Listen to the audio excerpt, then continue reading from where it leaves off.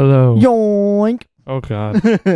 Oh, hello. Hello, everybody, and welcome to the Talking Shed podcast. I keep forgetting what this is called. We need to come up with a better name. It's the Shedheads podcast. Yeah, let's come up with a better name. But they're the heads of the shed.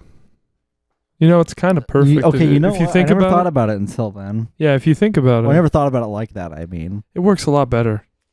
We could just call it the heads of the shed. When you watch this, the only version of this is a video on YouTube, and it's always got the two heads. You should really put, the audio thing. Yeah. You know. Oh, just copy Sardonicast Just a little further? Well, I mean, literally everybody does that with podcasts, not just Sardonicast. Yeah, but the only other things on their screen is the heads, too. They're what we could have done, back in the Funny Mic days, is just screen record, our Discord things and, show it lighting up. Mm-hmm. That way it's just at least something, at least a visual indicator of who's talking, in case nobody knows whose voice is which. My name is Skylar. I'm the top one. I'm James. The one with the funky looking face. You're on top because I'm top dog. Let's go. I wanted this to be your time to shine, you know? Oh, yeah? Yeah. I just figured because the sky is up. Yeah. So, let's move on. I'm proud of that. Shut the fuck up. I really shouldn't be. Okay. What are we doing here? What's on the itinerary here? We've got some big boys today, I think. Some classics. And we're starting with yours. Some kind of, at the time, I don't know. I was going to say, they're classics, but they're not, hugely discussed, I feel like. Yeah, maybe... Oh, man, I don't know. They're cult classics? Would that be the term for it? At least. Yeah, I don't know, because for sure. One Flew Over the Cuckoo's Nest is pretty well known. It's a pretty classic movie, I would say. And that's what we're starting with, by the way. If we want to do that. Yeah. We're going to go ahead and do that. Little movie called... little movie. One Flew Over the Cuckoo's Nest. You know, it's a decent length movie. It's 2 hours, 13 minutes, I believe. Yeah, I think it was more than 2 hours. Not terribly important. It came out in 76? Well, it came out in 75. 75. 2 years before Eraserhead. It's directed by... Yeah, really weird. It really looks like it was 80s. Honestly, it might have been just because, AI enhancement and all that, to make it look a lot more crisper. Mm-hmm. But it honestly looked super good. Yeah. The quality of it, it's still held up. I watched this one on Netflix, which is pretty rare for a movie that we discuss here. Yeah, and I watched it on Amazon Prime, which is also pretty rare. With your new TV. Yeah, because I got a new TV. Ow! Man, you bitch. She just bit me on the knuckle. Yeah, we had a little so TV trade-off, and that was great. Yeah, that was fun for a little behind the scenes. Yeah. This directed by Milos Forman. I'm not sure how to pronounce that, and I don't know. I'm not really familiar with him aside from this, if I'm being honest. Me neither. And starring your fave, one of your faves. One of my fave actors, Jack Nicholson. Yeah, so do you want to introduce it a little? Well, I guess we got, the really quick intro out of the way. This is the most boring part, honestly. But yeah, so One Flew Over the Cuckoo's Nest. If you've never heard it or had to do it for an English class or something, which I did. Yeah, even I watched it on my own. But I was a lot younger, to understand really intricacies of what's going on and all that.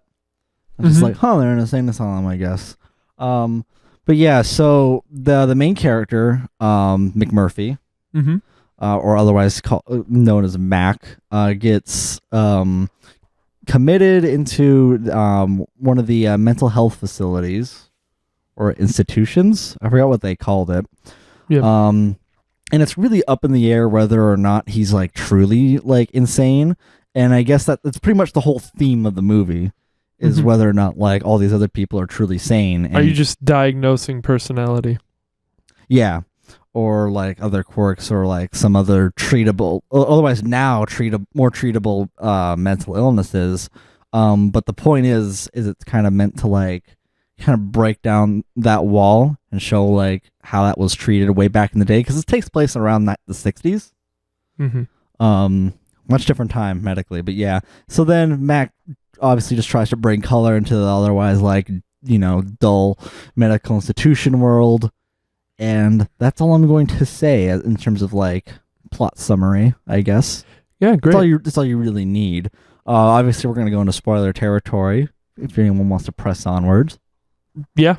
But yeah, Let's go we're for going to it. get there by talking about it. Is the thing, because it's kind of a lot to unpack, I think. It sure is. I tried to take some notes and I stopped very early on. How come? Just because there's so much and you weren't watching the movie, or just because I kind of wanted to immerse myself in it. that's pretty much what I did. I mean, I just kind of sat back and enjoyed it. So I had seen this before, like 5 years ago, and I treat it like a chore because it was for English class. Right. That's the thing is with like English classes, then you can honestly be exposed to like really like good forms of media. But since it's schoolwork and you have to write about it, it's the value of it is immediately diminished. Yeah, and now I write about it because I want to. Yeah, exactly. Which is like I said in one of the other podcasts. Like our English teachers would be so proud. We do this shit for fun. Yeah. So yeah, I took some notes like on that because I had to read the book, but I didn't. Instead, a couple of my friends and I just didn't read the book and waited till like the week before the essay was due, and then we watched this movie. That's funny. I'm actually interested to read the book. Well, I can tell you like a little bit about it because that's what I wrote down. Off your like skim through it. Well, I know that it's from the perspective of the chief. Yep, Bromden. That's why I'm interested to check it out because I feel like that would be like such a strong, choice for narratively that can't really be done with the movie. No. Like, yeah, could you imagine if the chief did that? Like, it'd have to be like narration, but his whole thing is that he doesn't talk. Yeah. So instead, like the book, it's a very very clear way of communicating like his thoughts. Yeah. And in the book, there's a lot to do with this other thing, the Combine, which the movie touches on not at all, if I remember correctly. I think it did mention it when he was in the meeting. Like I remember saying Combine, but honestly, when I hear that, my mind just goes to Half-Life. Yeah, it's some kind of like he's got like paranoid schizophrenia, so this whole thing is he deals with the idea of the Combine in the hospital or whatever. And it's not really explored in the movie, and since I didn't really read the book, I can't compare and contrast. So no reason to discuss it really on this podcast. Yeah, my first note was just we immediately have Nicholson doing wacky faces and noises and being racist. Such a character. Oh yeah, of course. Yeah. I mean, this was done in the 70s too. Yeah. And like, took place in the 60s. I'm surprised he wasn't even more racist. Right. Honestly. And my other two notes, just because they're right here at the top, I'm just gonna read them off. I noted his scream when the chief put his hand up because he just went like ah! Or some shit, like it was wild. Oh, yeah, he's wild, like in general. Yeah, and holy shit, it's Danny DeVito, and I didn't realize. Oh yeah, it's Danny DeVito. Yeah, as Mr. Martini. Yeah, which is funny because like I saw the other guy. I forgot his name already. Mm-hmm. The one with the glasses, balding. See, I thought I was like, oh, I want to see Danny DeVito as him, but then I found out that he was Mr. Martini, and I was like, of course he was. Yeah. No, he should just play both of them, honestly. I didn't realize it was him, which is really funny. I was just like doing a little background on the movie. Yeah. I like looked it up or went to Letterboxd. It was like Danny DeVito. And I was like, what? But I had a suspicion. I was like, there's got to be DeVito in here. I sense him. Like, there's no way it's just because of what's his name? I'm really blanking on it.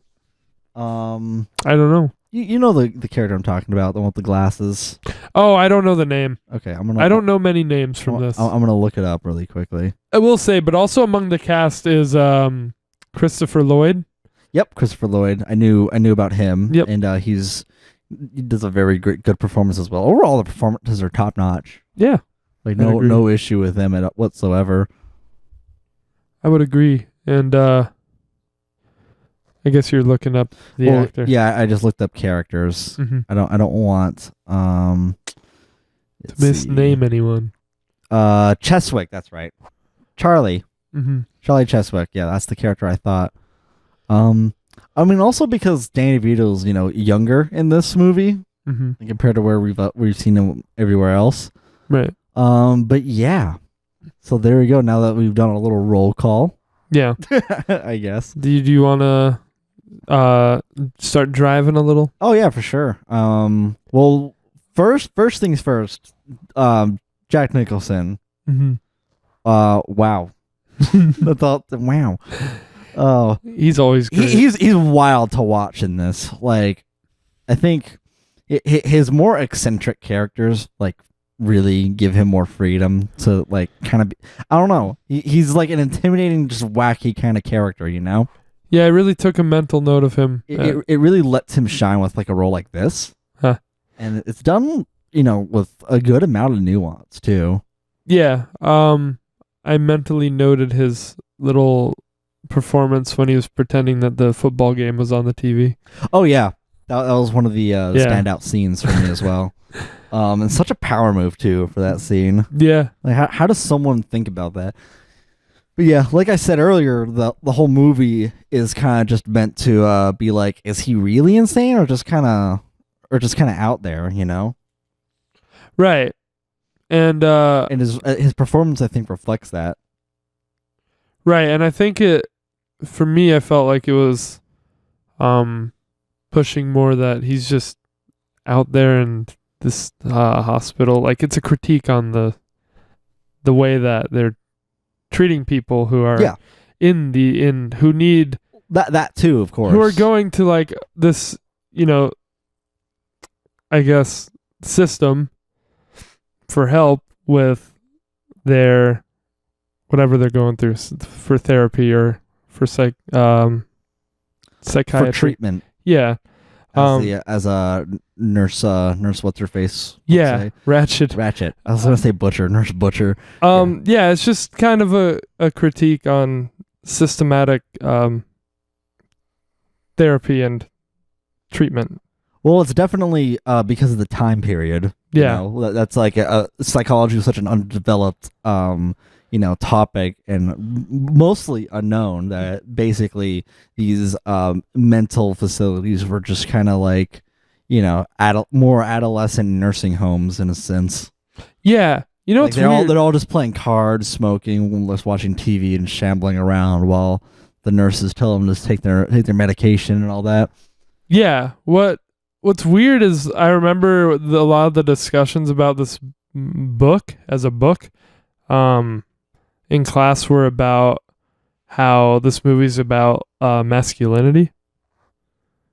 No. In my English in my English class, it was all about how the nurse and the staff are trying to take their masculinity and stuff. But it's like almost an argument for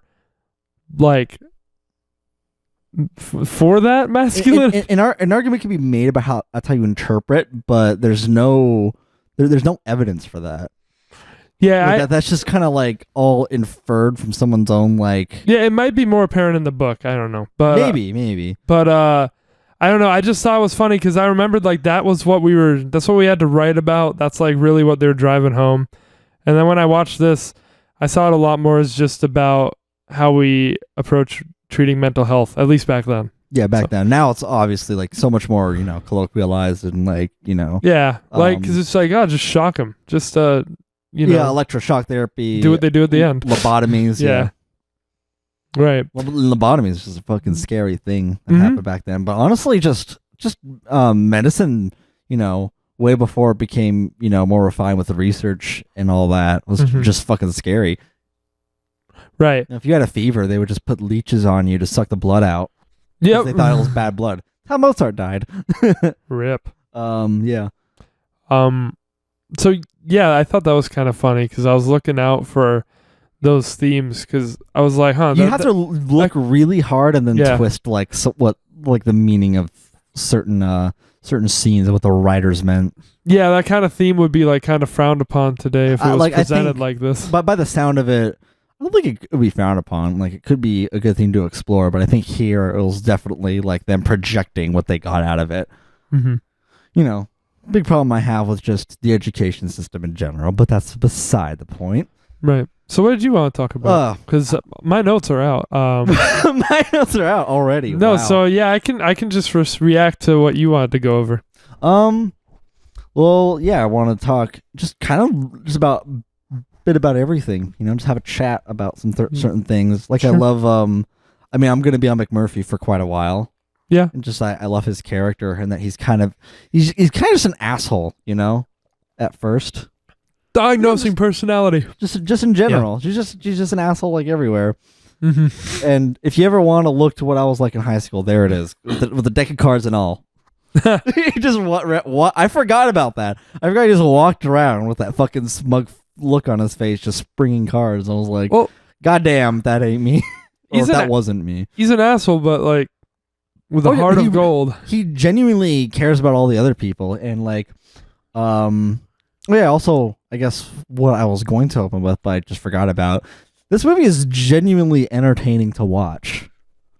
Right. It gets really funny. Even though I guess it doesn't do too much to be stimulating beyond just throwing these actors on screen and putting them in the situation and letting it play out. But yeah, I think that's pretty good. That's a pretty good sign of good character writing, wouldn't you think? Yeah, lots of them are just scenes of like them kind of just doing things with Mac kind of instigating it and then drawing insanity from it. It's almost cartoonish in certain scenes. Really fun.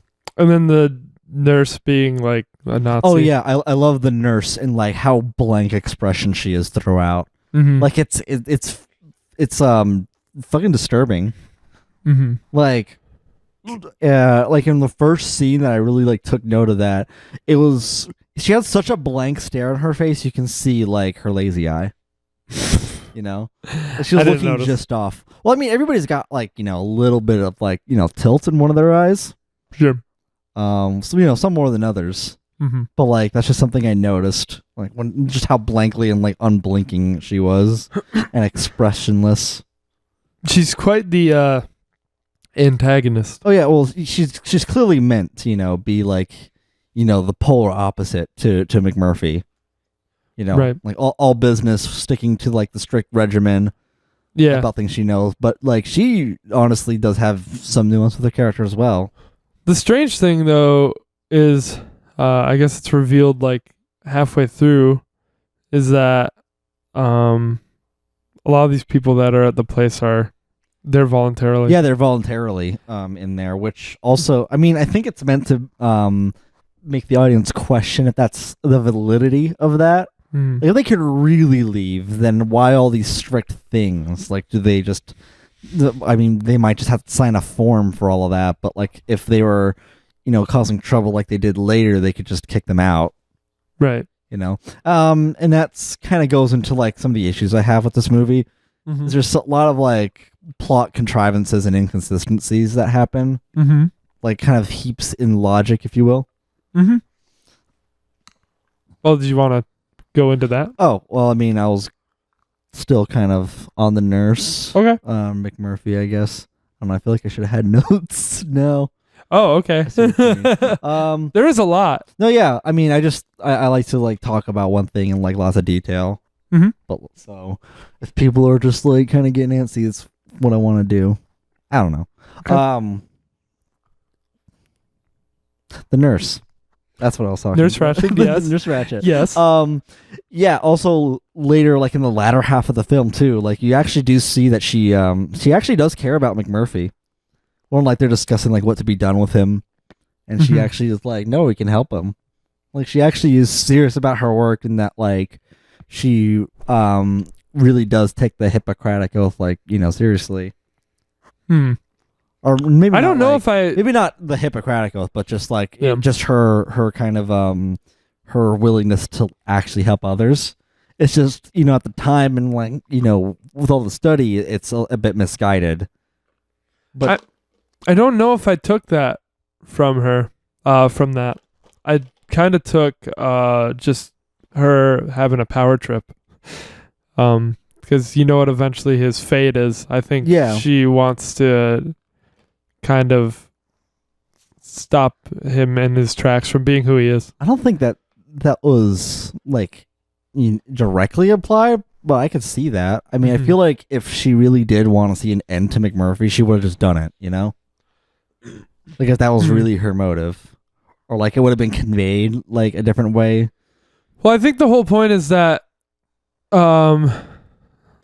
he's trying to bring some kind of contrast to this environment. Oh yeah, and like he's out of line by her standards, and so I think that I take it as just kind of they go back and forth. They try like it starts off smaller, like he's playing by her rules, but he's like, hey, I have a problem with this. I don't want to take your pills.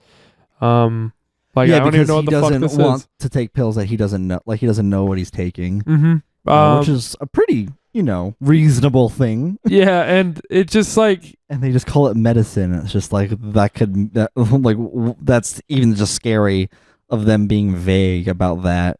Yeah, I mean, I don't even know that he did anything I would call unreasonable in this movie. That I'm thinking about it. Yeah, he did steal a boat. Yeah, but and he did, drag chicks into a mental institution. What's wrong with that? You shouldn't do that. I don't know. But I guess we're finally seeing your rebel side here. He definitely didn't do. I mean, yeah, sure, stealing a boat, but he was gonna put it back. Whatever, man. Yeah, but people pay for that. No, the shit that he did, I guess that's fucked up. Is shit that we don't see, like the statutory rape and shit that put him. Oh yeah, there. And that's another interesting thing. Like, there's every scene is just so like interesting with like some certain details. Like when he talks about that with the with I believe to be the administrator, just kind of this old fuck looking dude. But he's like, yeah, you're accused of statutory rape, and then McMurphy goes on to say like, hey, listen, like, Jack Nicholson style. Hey, listen, she told me she was 15 going on 35, and she told me she was 18. Like, what does that mean, 15 going on 35? Like, I don't know. It just sounded like nonsense to me. It could like no, I know else. what it means, obviously, but it's like yikes. That's not a thing to say. Oh yeah, but like when he was saying it, it seemed like that the old guy was just kind of buying into it. Like, it's weird. Right. It's quite dated, but like it was fine to say something really, like that. I don't know. I feel like some corporate fucks out there would be kind of about that, honestly. Right. So like it's dated, but like it's not something that I don't believe doesn't hold up today. I still feel like that would, being corrupt, but or he could have just been smiling to like, not anger him or something, just kind of like go along with it. It's up in the air, but that's something I love about that scene, that little detail, really. But yeah, no, go ahead. I was just gonna say, but as far as like stealing the boat, yeah. But as far as him bringing in, bringing women into the hospital, I don't really see an issue with it because everything was consensual. Like these guys don't meet women. They definitely wanted that. Oh yeah, for sure. The women were like all about it.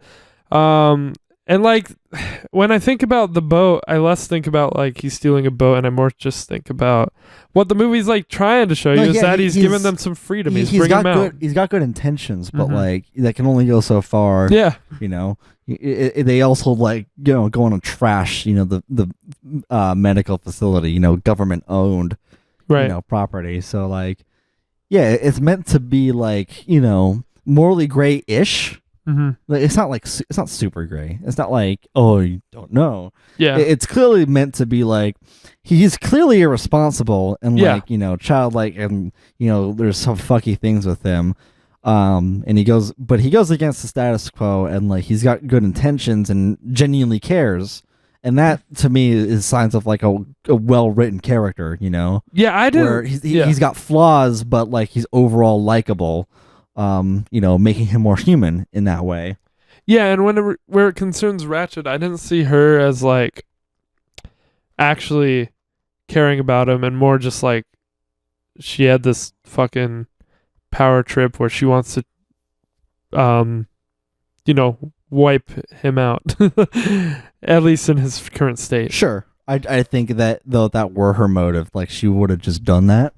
Sure, I don't just know. Had him gone somewhere else or just done it sooner. I don't know. You have to like think about, they need something to pad the movie out. Like stories develop slowly. Right. So like I don't really consider it. But if that were the case, then maybe she could have they could have focused in on that and like maybe developed that feeling over time or something, or kind of get some. I just don't see like many signs of that being her intention. That's fine. Instead, I got the sign. I saw the whole movie as a back and forth between those two. Oh, I saw that more as just Mick Murphy just kind of just banging his hands on the floor, really. Or banging his fist on the floor. It's like that's the whole purpose of the movie too. Is like his like second or third day, he's like, I bet you a week. Give me a week. I'll put a bug so far up her ass she doesn't know whether to shit or cough or something like that. Yeah. And I was like, that's hilarious. Let's see. There was one line in this movie where I was like, oh! I was like, that was really tough. This is when he called her a cunt. No. Because that was pretty great. No, that was great. Where he called her a cunt in front of the whole committee and everything. Yeah. When he was trying to convince her to, when he got Chief to put his hand up when he wanted to watch the game, like I think that was pretty good, and it came back to that once or twice also. Yeah. So that was kind of like part of the through line of just them going at it with each other, and she's got this straight face, and she does. Even when he wins the argument, she's like, nah. Yeah. She was unfair. I will say that. Like she did have, I'm sure she had like she did have a power complex in that regard. Just not like as far as like you interpreted. He kind of never really had a chance at kind of changing anything up. Because he gets shot down at every turn. Well, like he ended up getting his foot through the door, but like ultimately, Nurse Ratchet just held the authority. Right. And of course, like it the movie also just progresses like his antics, really how far he goes. That's pretty much just like the whole plot right there summarized. But like in that scene, he ends up getting the chief as well to vote to get majority rule to watch the ball game, and since he voted 1 minute after the meeting ended, she was just like, when the meeting ended we were at 9 votes as opposed to 8 out of 18, it was just ridiculous. So it wasn't a majority. So it was just like really like just semantics, It's like, okay. And she even like goes like kind of taunts him, and well, by this point this is like nearing half of the movie, so it's not like this is their first interaction, like his first attempt at this, right? So then he says like, "Oh, turn on the TV," and then she turns on like whatever, right? Just some like public broadcasting thing, and then he does that scene we talked about where he like announces an imaginary baseball game to like get everybody excited and to elicit the same mood as the World Series would. And that's great. And then that was a great and memorable scene as well. I think the movie does like take a pretty clear stance, though, on this kind of help system. Most definitely. With the end of it, which I guess we probably don't want to get to that right away, but no, it's just a lot of other things to talk about.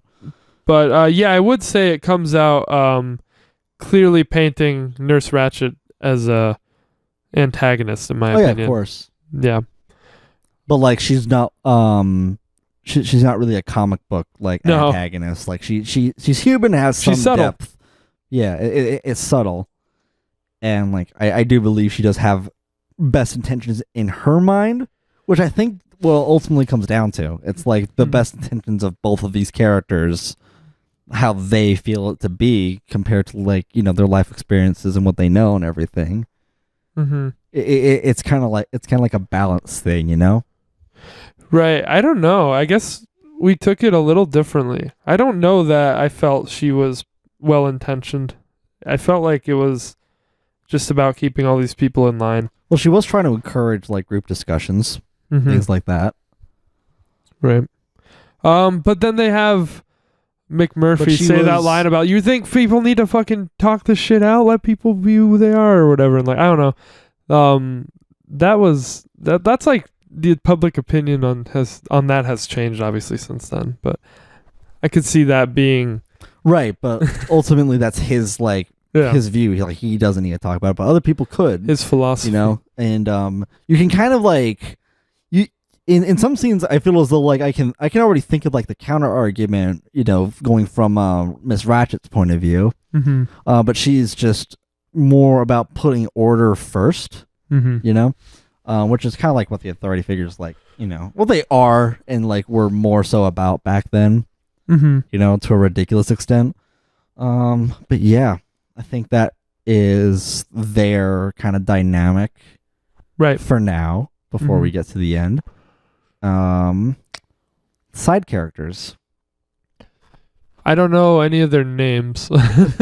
Really? You didn't learn any of their names? I did pretty bad with names. I know McMurphy, I know Chief, I know Nurse Ratched. Well, yeah, we're talking side characters. Yeah. I mean, Chief is a side character. Let's in the movie, yeah, absolutely. Yeah, then we have Billy. Yeah. Billy the Kid. Yeah. Mr. Martini. You have to remember Martini. Is he the asshole? No, he's the he's Danny DeVito. Right, okay. The dude with the unibrow, just like, Right. Where Who's the fucking... He really was just like, he's the most side character, but like, he was hilarious. Because him and, I forgot his fucking name, Chavez? Not Chavez. Fuck. Cheswick. Is he the asshole? No. Fuck. Okay, so well, fine. We'll get to that. I think I know who. Yeah, it was the guy who was just like kind of going back and forth at it with McMurphy like the whole time. Yeah, we'll get to like there. He was kind of like the rule following guy. That would be Dale Harding. Okay. The Ned Flanders looking fuck. Yeah. Bathrobe and the mustache and the glasses, the anger issues. Yeah. What an interesting. He's pretty entertaining as well. Yeah. They all are is what I'm getting at. Like all these side characters, they're not just there in the background. Like they're all memorable. Right. Like, they all bring something to the table. And yeah, I was saying with Martini, like him and Cheswick are like, we're real, kind of have like child brain. Right. I mean, like putting it bluntly. Yeah. But they're acting like kids, and Cheswick even more so, like a much younger kid, where he's just like fascinated with like looking at cards and like moving things. Like when they're playing blackjack, he just kept being like, hit me. I'm gonna need to look them up. I just found it funny. Here, I got you right here. I'll just show you on my screen. Okay, cool. But yeah, and then Cheswick was way more vocal about things, but ultimately just kind of like whined a lot. Right. Honestly, Cheswick for me is my favorite side character. Just because I love to watch him. I love to see his facial expressions and be like so overly sad and upset about things. Like even in the introduction scene where they're all playing poker and like they all get up because they're distracted. He looks so hurt. I did quite like him now that I remember his face. It's adorable and like hilarious too. Because he's just like, what? I wanted to play. Yeah, he was kind of McMurphy's biggest ally as well. Oh yeah, well until Bromden he's all about trying to make people happy and all that. Just trying to fit in, all that jazz. And then like later on, like he kind of develops into wanting what he believes is right, or what is fair for him. Like when he had that outburst about his cigarettes. I mean, it was ultimately like You can see where like the mental issues lie in like the line that separates there. Yeah, like in that scene in particular. Well, like he ultimately had good intentions. Right. I want to talk about. I just remembered when you showed me that. Actually, pretty big part of the movie. Turkle. And he was in The Shining. Dick Halloran. Yeah. Yeah. Dick Turkle. Yeah, he was. Well, honestly, I didn't. I'm a little disappointed how underdeveloped he was. Yeah, but he did play a very key role Oh yeah, at the end. in the plot. Yeah. There wasn't too much. McMurphy bribed him. He was- let the girls in. And Yeah, he was just kind of the lenient guard who McMurphy took advantage of. Yeah. I just like with so far with all the other side characters, I'm just a little surprised that we didn't see him at least in a couple other scenes, like saying something, just to like kind of establish him and have him there. Right. He just kind of just like, oh, he's here. I mean, I guess because he is the night guard, and you don't see him. I liked what he did in the story, but yeah, I would agree that they didn't do too much with him. He kind of was a plot device. Yeah, he was a plot device, but like his inclusion is important, Mm-hmm. because it's like it shows like the blend of McMurphy and Nurse Ratched. And the actor does a great job, of course. Oh, yeah. Well, everyone He's- did, he's great. like you said. Everyone's great. Mm-hmm. Yeah, that's a pretty key element of the story when he comes in. Kind of bleeds us into the end of the movie. Yeah. I love Christopher Lloyd's character Me too. and his expressions. Tabor? He's hilarious. Yeah. Yeah. Tabor, you know. Yeah, he's got there's a meme of him. I already forgot what it was, but a very, very popular GIF is him in this movie. If you know what I'm talking about. All that comes to mind is when he's antagonizing Ned Flanders. No, Where I he think kept poking- where he it's kept poking him, and then he gets so the actor playing Flanders gets so fucking mad, his whole face gets red, and it was just funny where it was just like, come on, do it, and he was like, touch me one more time, and he just kept saying one more time, and it was just entertaining. I'm gonna have to find it because I bet it's the top thing if you just type Tabor GIF. Probably. But yeah, you can keep talking. Yeah, I just love that character's There it is. anger outbursts. Oh yeah. Yeah, he's just sitting there. Oh yeah, of him when the cigarette burned in his pants, and he was just like, oh yeah, no. he was sitting there all comfy, like, with his eyes get all fucking. Yeah, no, his face is so full of expression. It's just everyone is pretty expressive, with the exception of Nurse Ratched. But like, obviously, maybe that's Purposeful? actually a choice. Yeah. To be made, like to just show, like I've never seen Back to the Future, which is what he's mostly known for. But I thought that was a cool thing to note. Noted, duly Mhm. noted. Oh, you didn't know I haven't seen that? Okay. No, I haven't. I Duly noted because I've seen them. haven't seen any of them, and I've wanted to, but yeah, good thing you noted that. Yeah, duly noted. But that wasn't too long after this, and he looks really old in those, so I guess they must have put some stuff on him. Well, obviously he had a wig on. You think his Like- fucking white hair is natural? No, I don't know. I haven't seen it. But yeah, I quite enjoyed his performance in this movie and his expressive face. Yes, as well as Nicholson's and Cheswick. Cheswick is probably the most expressive, and I just just anytime he's on screen, I get a little happy inside just because he's just so fun to watch. Mm-hmm. He's so sweet. Martini's entertaining too. I mean, he also walks funny, so that helps his character. I don't remember much of what he did. I mean, he was just a kid and just kind of there, Yeah.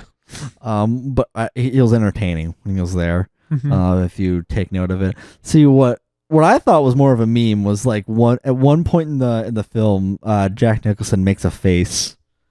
Where it was like, I think they were outside, but it was just kind of like possibly at Nurse Ratched, but it was just like a face of like disgust or like, what the fuck? And it just held it there for a good while. I was like, if that ain't a mood. I think I know what you mean. The fuck? Okay. We just at the same time. No, yeah, I thought I heard something. I thought my cat was behind me or something, but she's not. No, it's just the paranoia and schizophrenia. Mm-hmm. Better stick a drill down in your skull. Let's see what else happens. Was it when they were outside when they were doing basketball? Yep. Yeah. I mean, there's think- a lot of basketball scenes. I think I remember what you mean by that then. Yeah, okay. Then what's another big thing in this movie is like, can they get out of here if they want to? Yeah, it's a big question, and like, It's never answered. It's left ambiguous. To me, it's heavily implied that they can't. but yeah. but I mean, yeah, definitely. But like you never know is the thing. It's like it's not conclusive. Yeah, seeing as how like it does end. By the way, the last thing you see in the movie is a very tasteful callback, in my opinion, Tasteful callback to what? to itself. To the opening? To the first time when McMurphy brings up escaping. I'm talking about the fountain. Oh yeah, when when the chief executes the plan that McMurphy said, which is to like lift the fountain in the shower room, break the pipes and it's just cement, Yeah, I really enjoyed that. and rebar and like smash it through the window. Because pretty early on you see McMurphy trying to pull it out and he can't. Yeah, and also one thing I love about McMurphy is how many times he just says, "Hey, how much you want to bet?"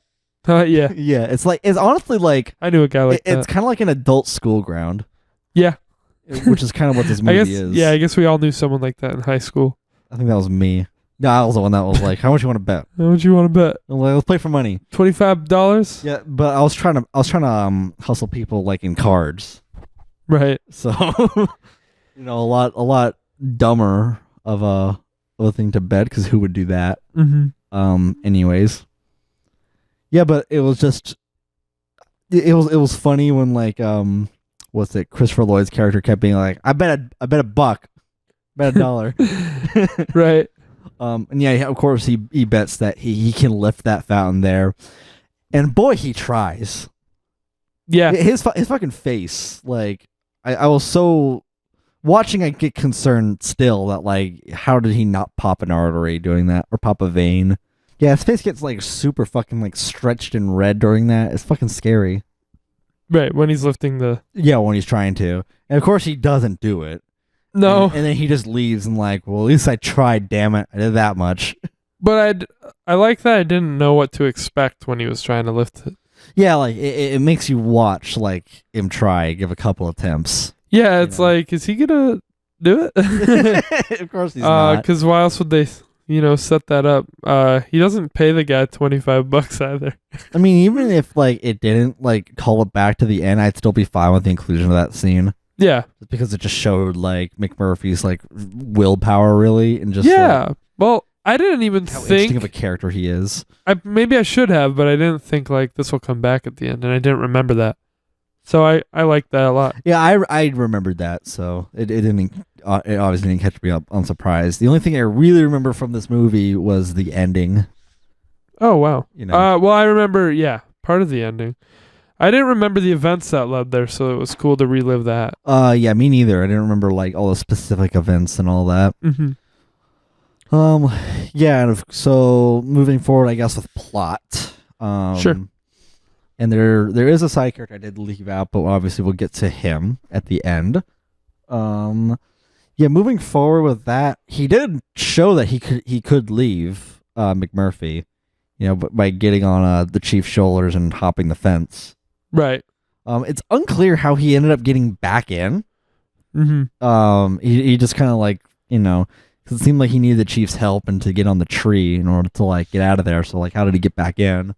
Movie magic. I guess it doesn't really matter. A gate could have been open, or he could just climb the fence back over. Yeah. But why didn't he leave? I mean, I think it makes it pretty clear that he didn't want to leave alone. He wanted to save these people. Yeah, and also he kind of had his agenda of like really sticking it to Nurse Ratched. Right. I don't know. Like even when he was like antagonizing her in the movie, I was just like, does she really deserve it? She's just trying to do her job. I don't know. Nothing like immediately struck me as like fuck her. I'm totally like fuck her personally.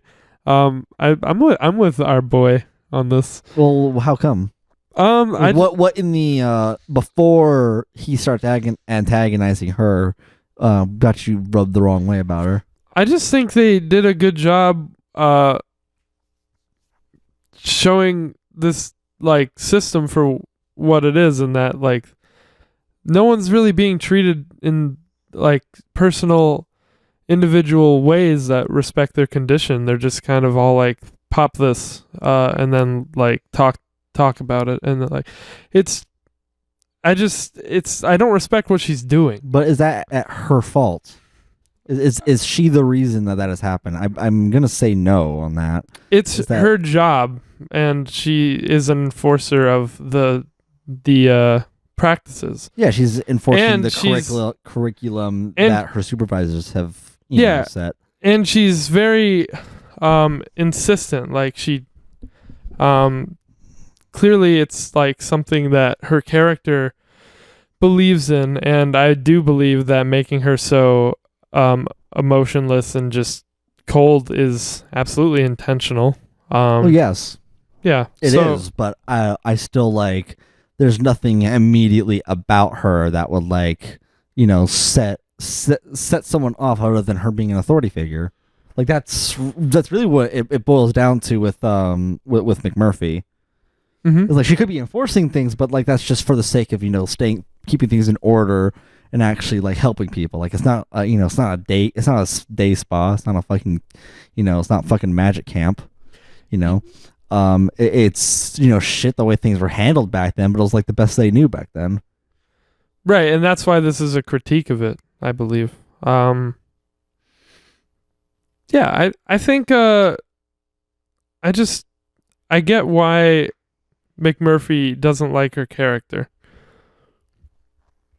Right. for the reasons I stated already. So But like it's pretty established that McMurphy's like a loose cannon and he kind of is. like Yeah. and kind of came to that conclusion of like, I'm gonna fuck with her. Kind of just out of nowhere and just out Yeah. of his character, as opposed to like Nurse Ratched actually like deserving it, if anything. That's just like ultimately like when he was doing that, I just had that feeling of like, man, what the fuck, she deserved this. Like I kind of just felt bad, but I was like, keep going. I was like, keep going, but like, fuck.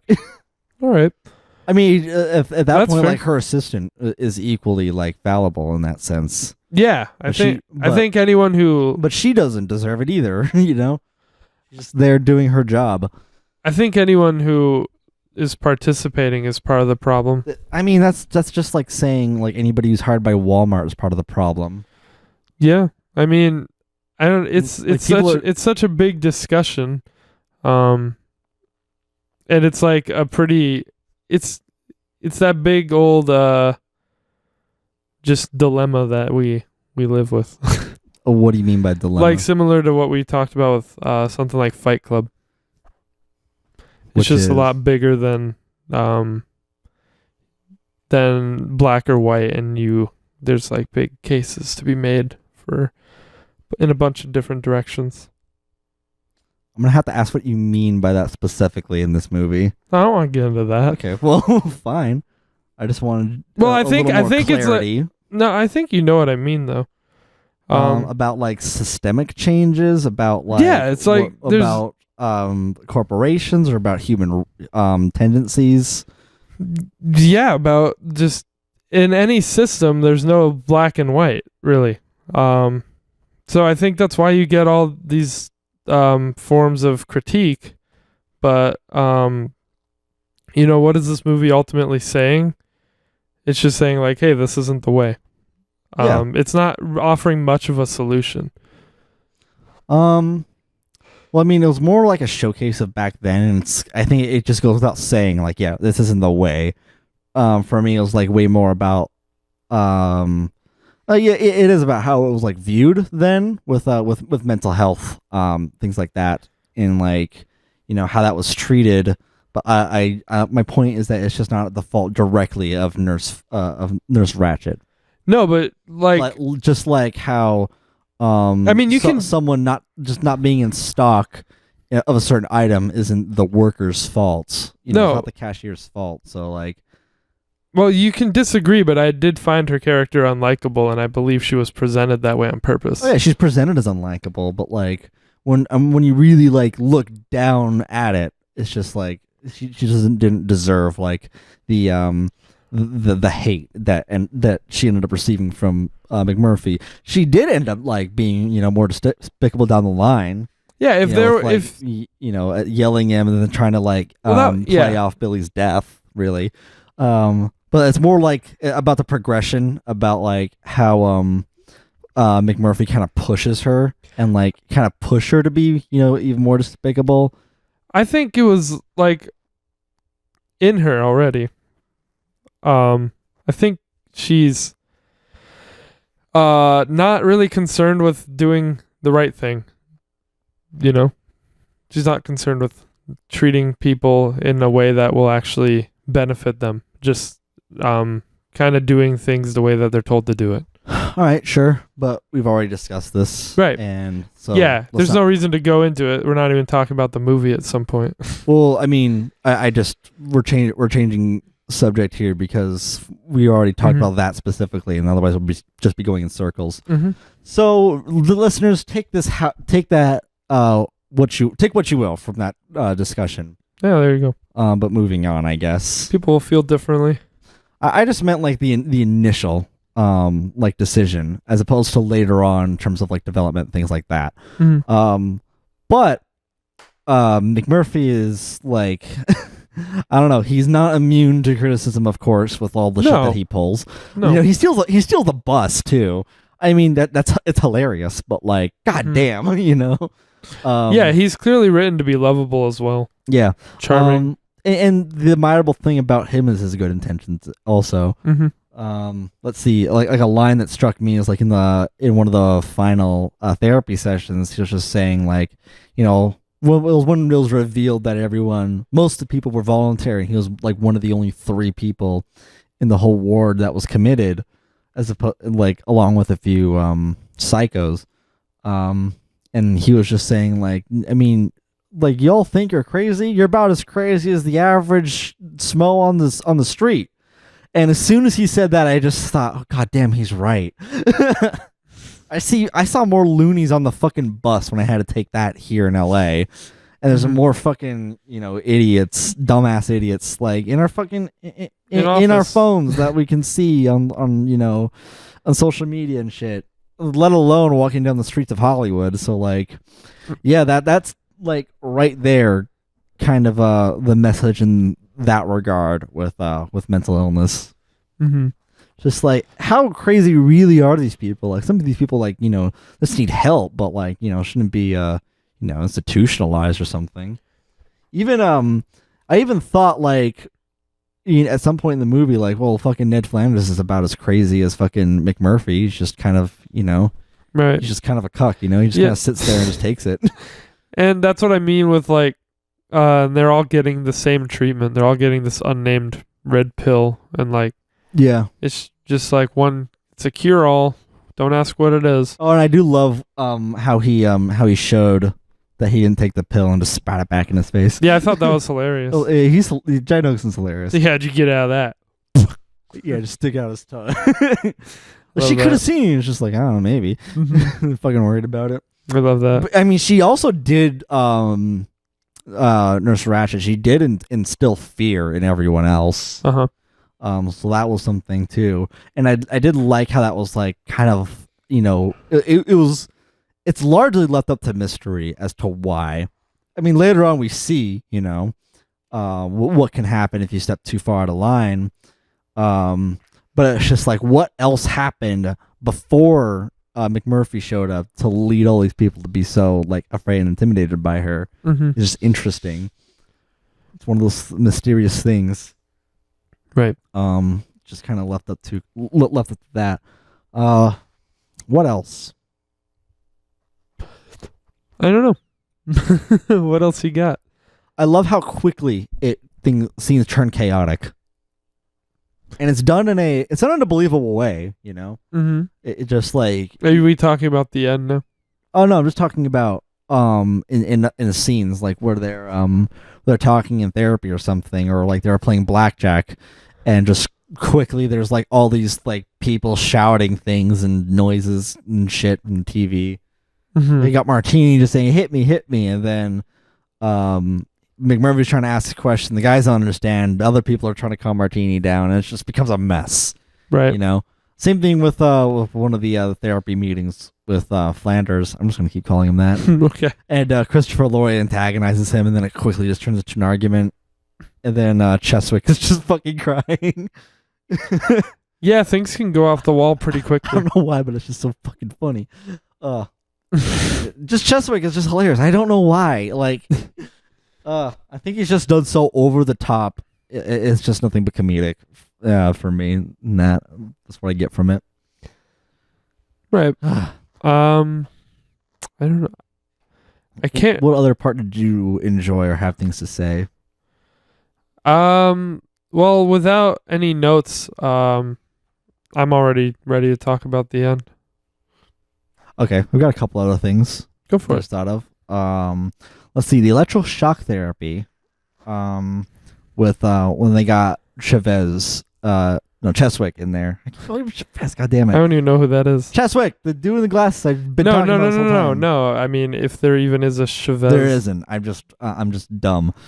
And I can't name. That's just how my brain works, you know. Mm-hmm. But yeah, after like that last outburst, and fucking, he's yelling about his cigarettes, and McMurphy punches through the glass to get him in. Right. Yeah, just the electroshock therapy, uncomfortable to watch. Yep. Like to just really see him I don't know, just Jared Nicholson really like kind of like I think he did it really well, like conveying like level of pain that was just so uncomfortable. Right. No, I would totally agree with that, and I guess again that plays into what I saw the main theme as. Because they're like, oh, just fucking shock him. Just fucking. I mean, that's literally, like I said, yeah, how things happen. Yeah. It's hardly. But like the point, I mean, it's not about accuracy. It's pointing out how fucked up it is. Yeah, that's how I see it. Well, both. It's Yeah. accurate and it's accurate to back then. Yeah, it's like when PETA wants to turn people vegan, so they show you animals being mutilated. Different story. PETA's propaganda, and this is like actual like. I mean, it's the same. It's the same concept. This was actual medicine in the day. It's the same concept. It's like, look at what happens, and then it's like, shit, that's fucked up. I don't think this is propaganda because it's literally what happened. Back then. This was medicine. People got lobotomized because there's something wrong with them, which is literally like drilling a hole in your head and like removing a part of your brain. Yep. It's the frontal lobe. And like separating links. That had such a high mortality rate also, and like such a small success rate too. Like, why was that even practiced? Mm-hmm. I don't think it was like too often, but it was just like, yeah. I do think that the aftermath of that scene is a little consistent because like inconsistent. Because the three of them are there on the bench, and they're all it's assumed that they're all going to have the same treatment. Mm-hmm. And also Cheswick, yelling and screaming at like the thought of what's to come is like genuinely terrifying. Mm-hmm. Like his performance was done really well. But then like I don't know, we just get greeted with the next scene of McMurphy walking around like a zombie, and he's clearly faking it, but it's like if Cheswick that is more showed that the same thing happened to him because they wheeled him out. It's unclear whether or not that happened to the chief, but it's possible. But like if Cheswick is there and talking, then like I don't know, who's he fooling really, other than like the audience at first. It's just when you think that Cheswick did the same thing, it's like does it affect him differently? Who knows? Right. Or like I don't know. But I felt like that wasn't really necessary and kind of like blows the load a little early. Yeah, I think in terms of showing it, I like that it played with getting us thinking, oh, maybe something happened to him, and like what would that look like without him? Yeah, I think it's just about depicting it for the audience, like you said. Yeah, I just think showing it was a bit of a mistake, I guess, because of those reasons. I didn't think about it really.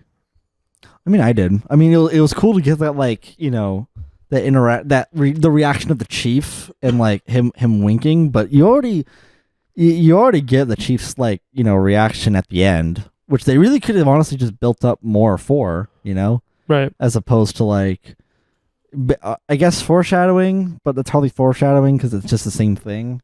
I don't know. Mm-hmm. It's just the issues I have with that scene. Let's see. Yeah, since also McMurphy's done so much other shit, like driving the bus and stealing a boat, and hijacking the whole ward. Like, it seems like he gets like fuck all repercussions. Yeah, he does. It's just like, why? Because he mentioned that like, too. What's the line? Yeah, like, what the fuck are they gonna say? We're crazy. Yeah, and then like I really like the scene of the committee, and they're all like kind of deciding what to do. It was like really foreboding, where like they could just send him back, to prison and to the farm, to the work farm, and they're all like, he's not insane, he's dangerous. Yeah, which is like even the audience can come to that conclusion. But it was Nurse Ratchet's intervention that kept him there. Yeah. So like ultimately, like it gave him no immediate repercussions, but led to his fate. Right. But I view that like his fate as indirect, honestly. Yeah. Because he pushes it further, and then it's like, yeah. I think he's just thrown in to be purposely outlandish. Oh yeah, no, for sure. Like, I have no problem with McMurphy's character. He's the correct, in my opinion.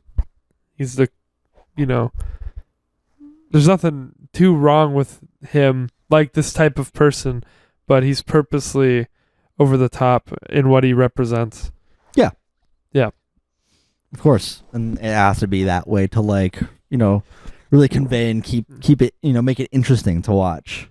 Right. And that's why I think it's pretty telling that they have the doctor say that, like, no, he's not insane. He's just like, yeah, he just goes a little too far. He's a little dangerous. And then that immediately gets the audience thinking of like, well, what is like, where's the line, Because like he's clearly, not there. He's clearly like pretty wacko, but like not more wacko than like most other people. Like we're all fucking a bit crazy, That's pretty much like the message I got with that.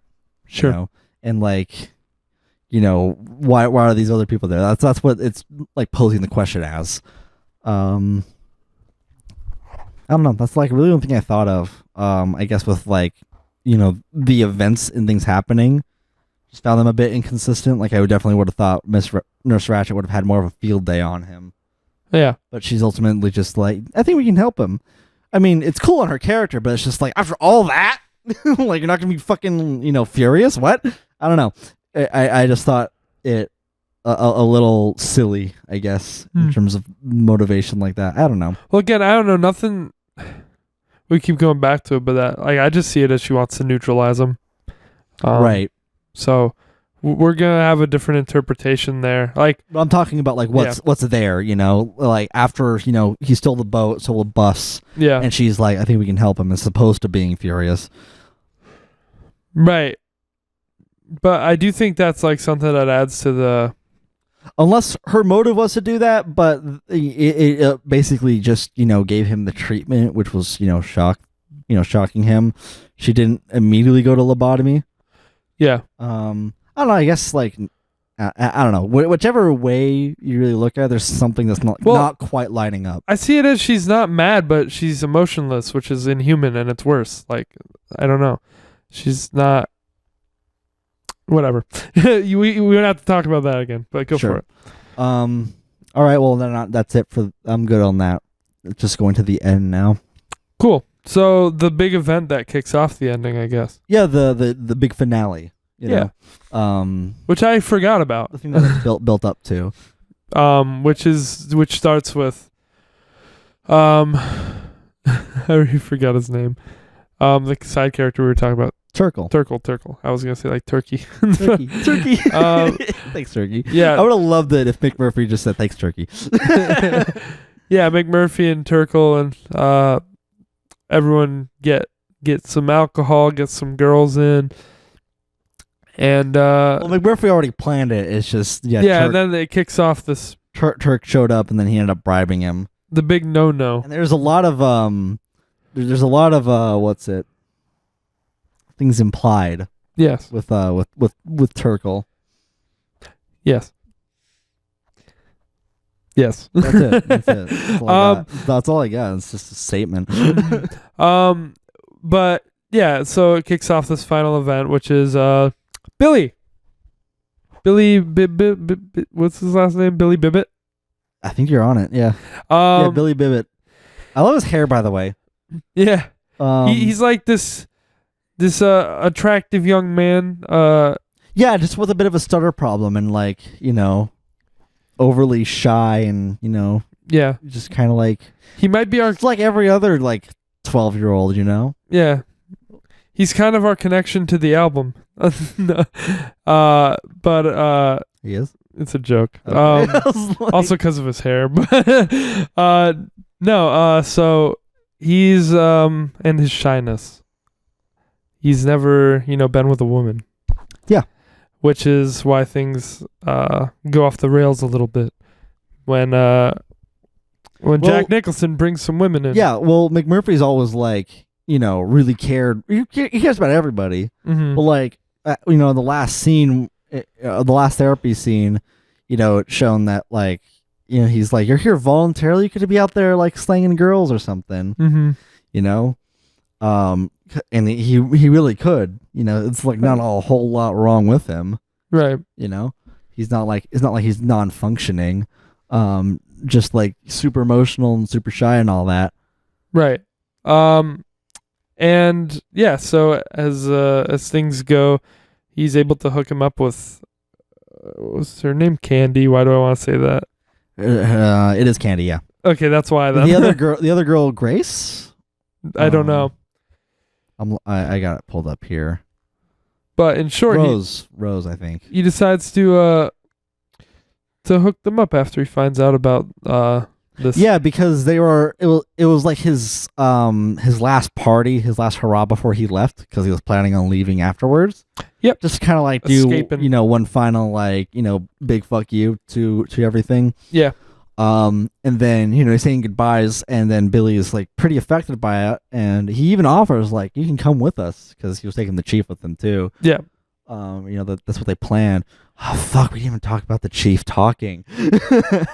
Yeah. Well, just like quickly, it's like revealed, because for like half the movie, it's believed that he's deaf. He's deaf and dumb, he's and like mute. he can't hear you, he can't talk either. Yeah, and it's just revealed that he can. Yeah, like, so. And it's just such a shock, he just offers him fucking gum, and he's just like, he finally talks and says thank you.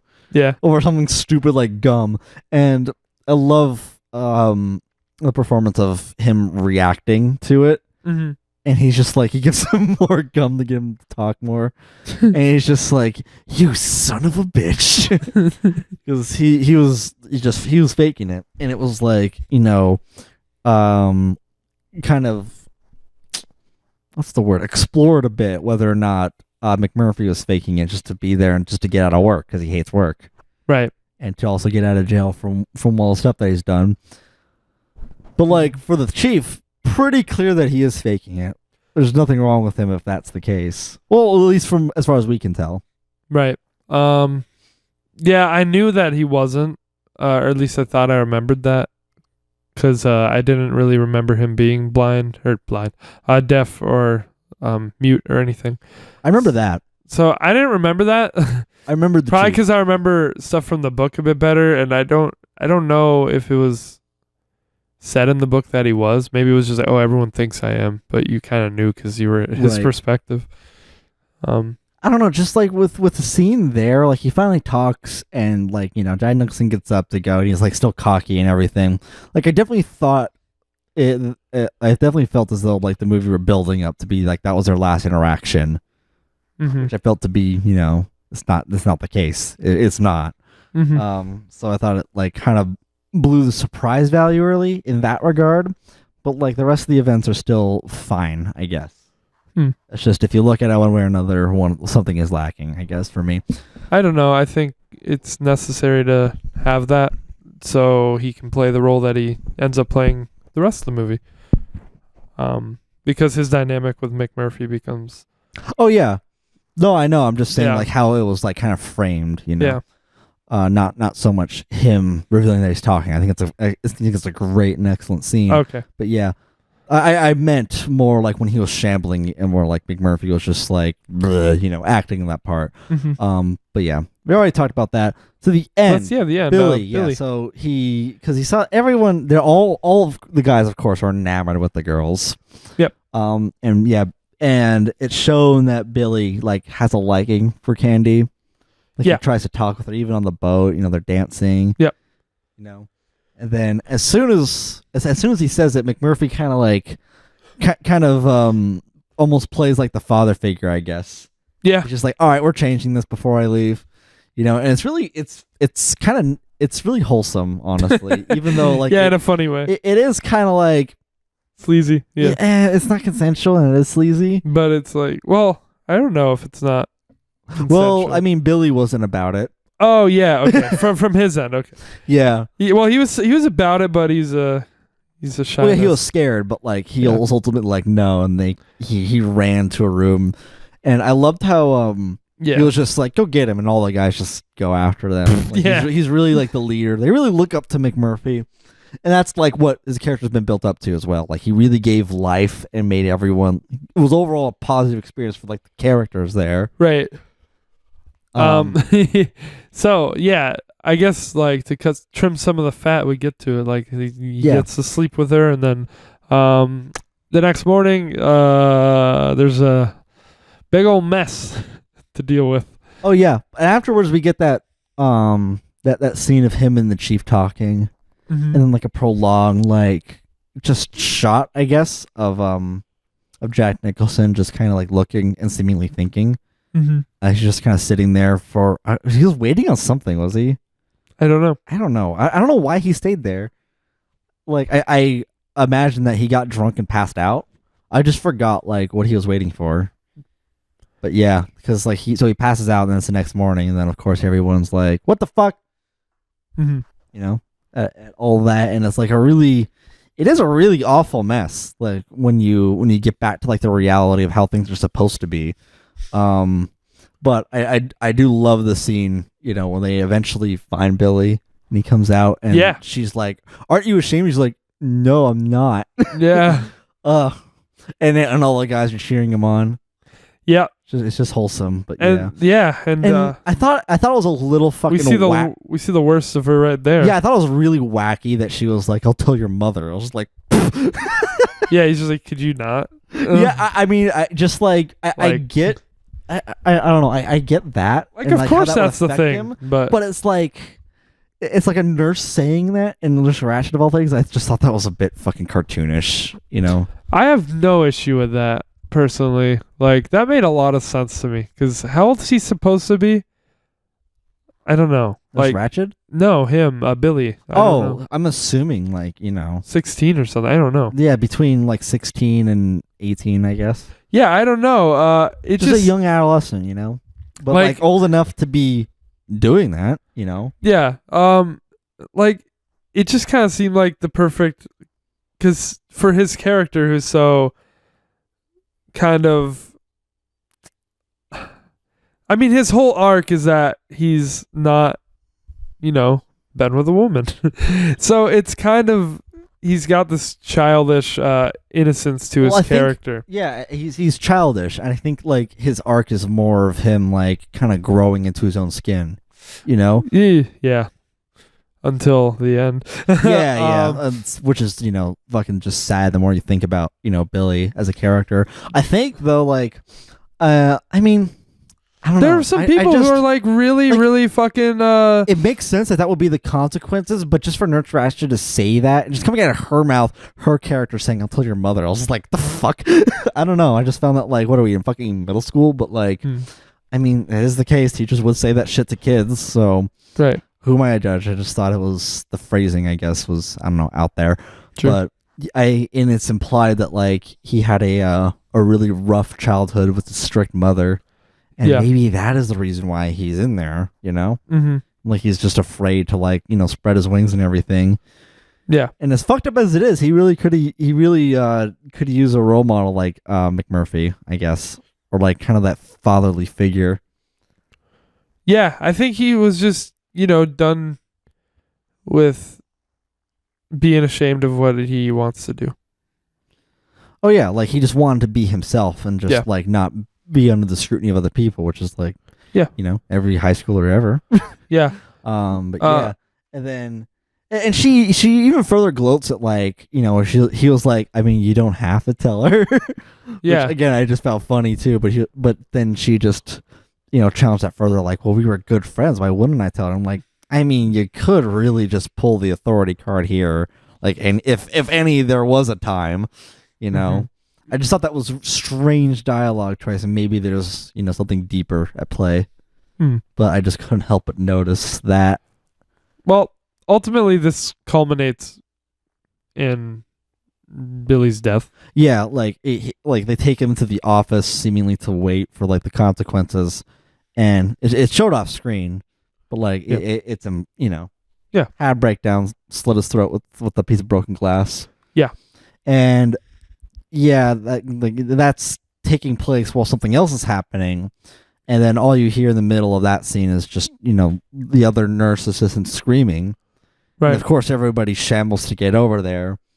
And this is right as McMurphy pushes his way through, and then it like peaks off at him trying to strangle Nurse Ratched. Yeah, this is right as McMurphy was about to make his escape too. That's right. That's what was happening. It definitely shows his compassion for these people. Yeah, like that was such a that choice is just so reflective on his character. Yeah, it could piss a bunch of people off. Like, he was right there. What the fuck? But like, that's not the point. Well, if anybody gets pissed off, they miss the point entirely. Yeah. Of his character and like what it was setting up for. Like he genuinely cares about it. That's why it's tragic. Yeah, it really is. Like he really just cared about them, and like he just anger overtook him because because of the way she treated it like a fucking like robot. Also, like she downplayed like that whole event, and that just sent McMurphy over the edge. He's just like, you fucking cunt, like you did this.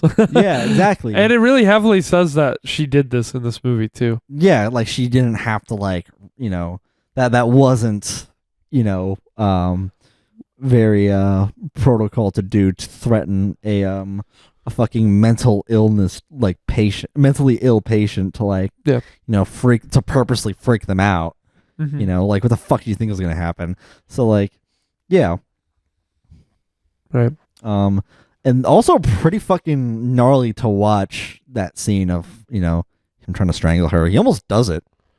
I was happy. I was like, yeah. But then, and then that culminates in McMurphy getting lobotomized, and that's pretty much the end. And an interesting detail too is like, but fuck her. It seems like a few days pass afterwards. No one knows where McMurphy's been. Yeah, like there's rumors spreading up. She's in a neck brace, and as she's making an announcement, she's smiling. Yep.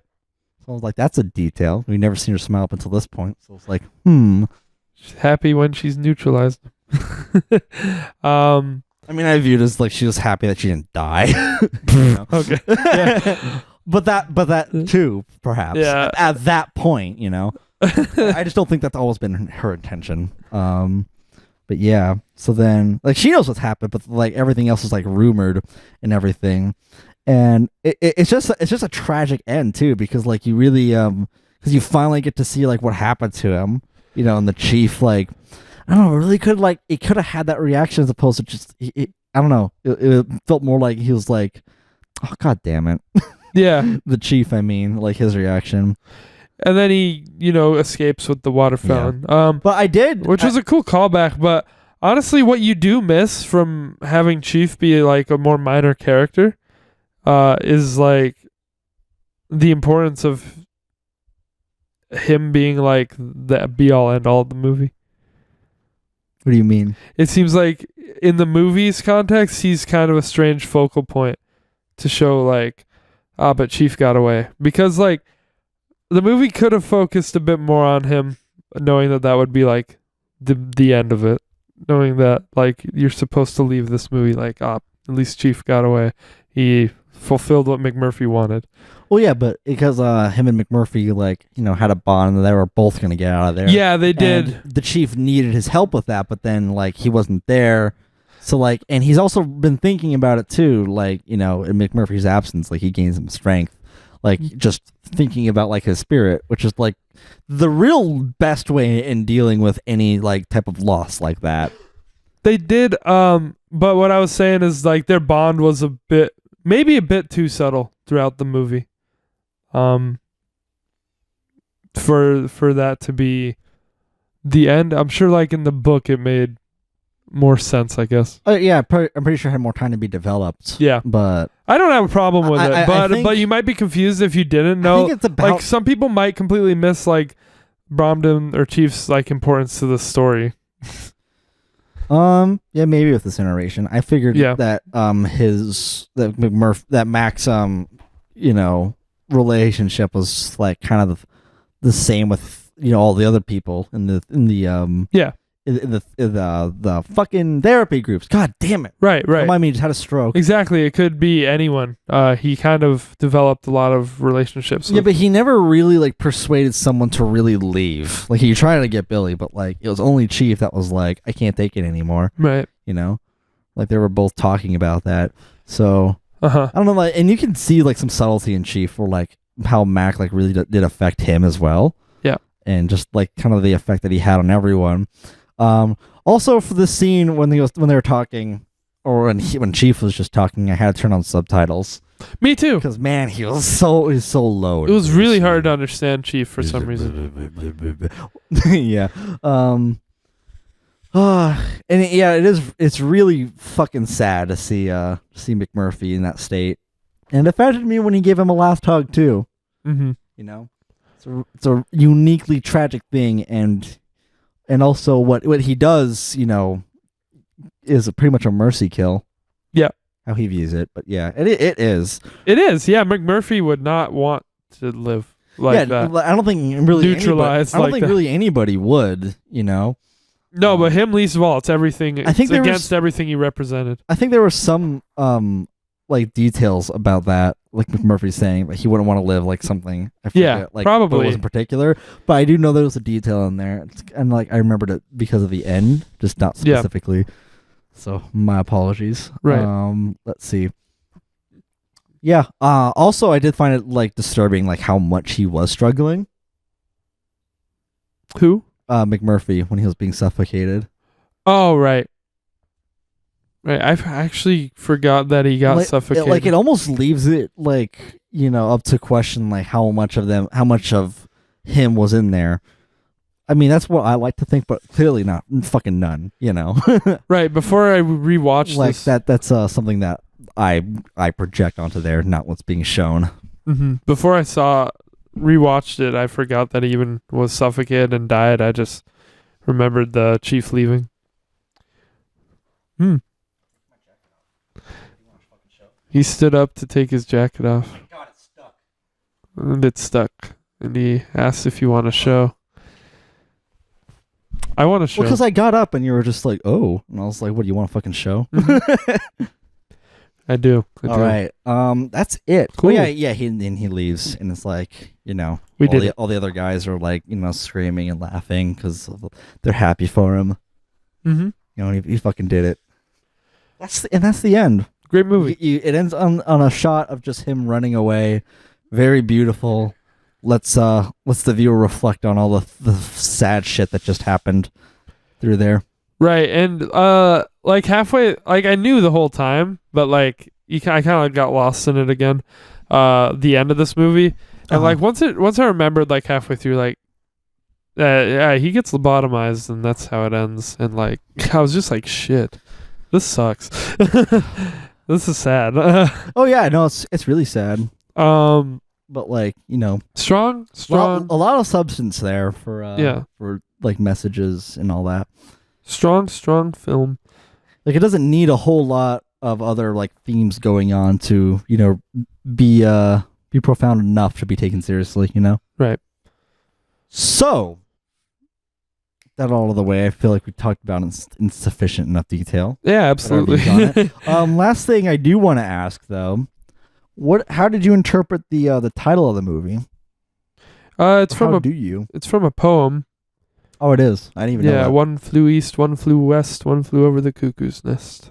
Oh, I see. It's about birds. About birds. It's about birds. That's how I. May's chewing at your chair. Yeah. She looked over like, "Don't fucking rat me out." Well, obviously, like the usage of Cuckoo for Crazy. Like, Oh yeah, duh. I don't know. There's what did you take something particular from it? Well, like I just thought you can interpret it in like multiple ways. Mm-hmm. Yeah, like one flew of the cuckoo's nest, like someone just like McMurphy just kind of like plopped on in, like he just kind of flew past it almost. Yeah. He just kind of stopped by, gave an experience, or it could be like one flu, like a sickness Mm-hmm. that appeared over the cuckoo's nest. However That's you pretty want to interesting. yeah, whatever you want to think the subject is. May, don't fucking bite my mic cord. She just came all over purring like all sweet and just went. Gah! Yeah, she just did that to me too. All right. Out of here. Okay, ratings? Yeah. I don't have what final do you thoughts. think? I kind of did that. What do you think? 9 out of 10. That's what I'm gonna go with as well. I'm gonna go with a solid 9. Just doesn't get a 10 for me because of like some plot and character issues or like inconsistencies that I said. There were some pretty minor things. Yeah. Yeah, ultimately minor, but just like some things that if you think about it, you're just like, wait, what? Why? Like, is this the consequence of this action? I think the final the last act of it is kind of its strongest for sure. It really leaves an impression. And I think I feel like the meat of the discussion, it shows something like of how ambiguous really Nurse Ratchet's intentions are. Right. From our different perspectives in what's it? Yeah, but funny enough, neither of us really thought like, oh, this is open to interpretation. We just thought of it the way we thought of it. So, well, yeah, there's not a whole lot thing. of symbolism, metaphor, or anything like that. Yeah. At play. Awesome. But there's a lot of subtlety in here, lots of things to get out of it, and overall, just fucking enjoyable and entertaining to watch. Like, for most of it. It gets pretty gruesome at the end, but it's what you're in for. Good film. One fucking neat ass experience. All right. I'm glad I revisited this again because before I was just like, oh yeah, it's that movie. Me too. Based on my memory of it. I was happy it was gonna re-enter my mind. Maybe we should, I guess. Maybe we should revisit all the English. All the English movies we've done.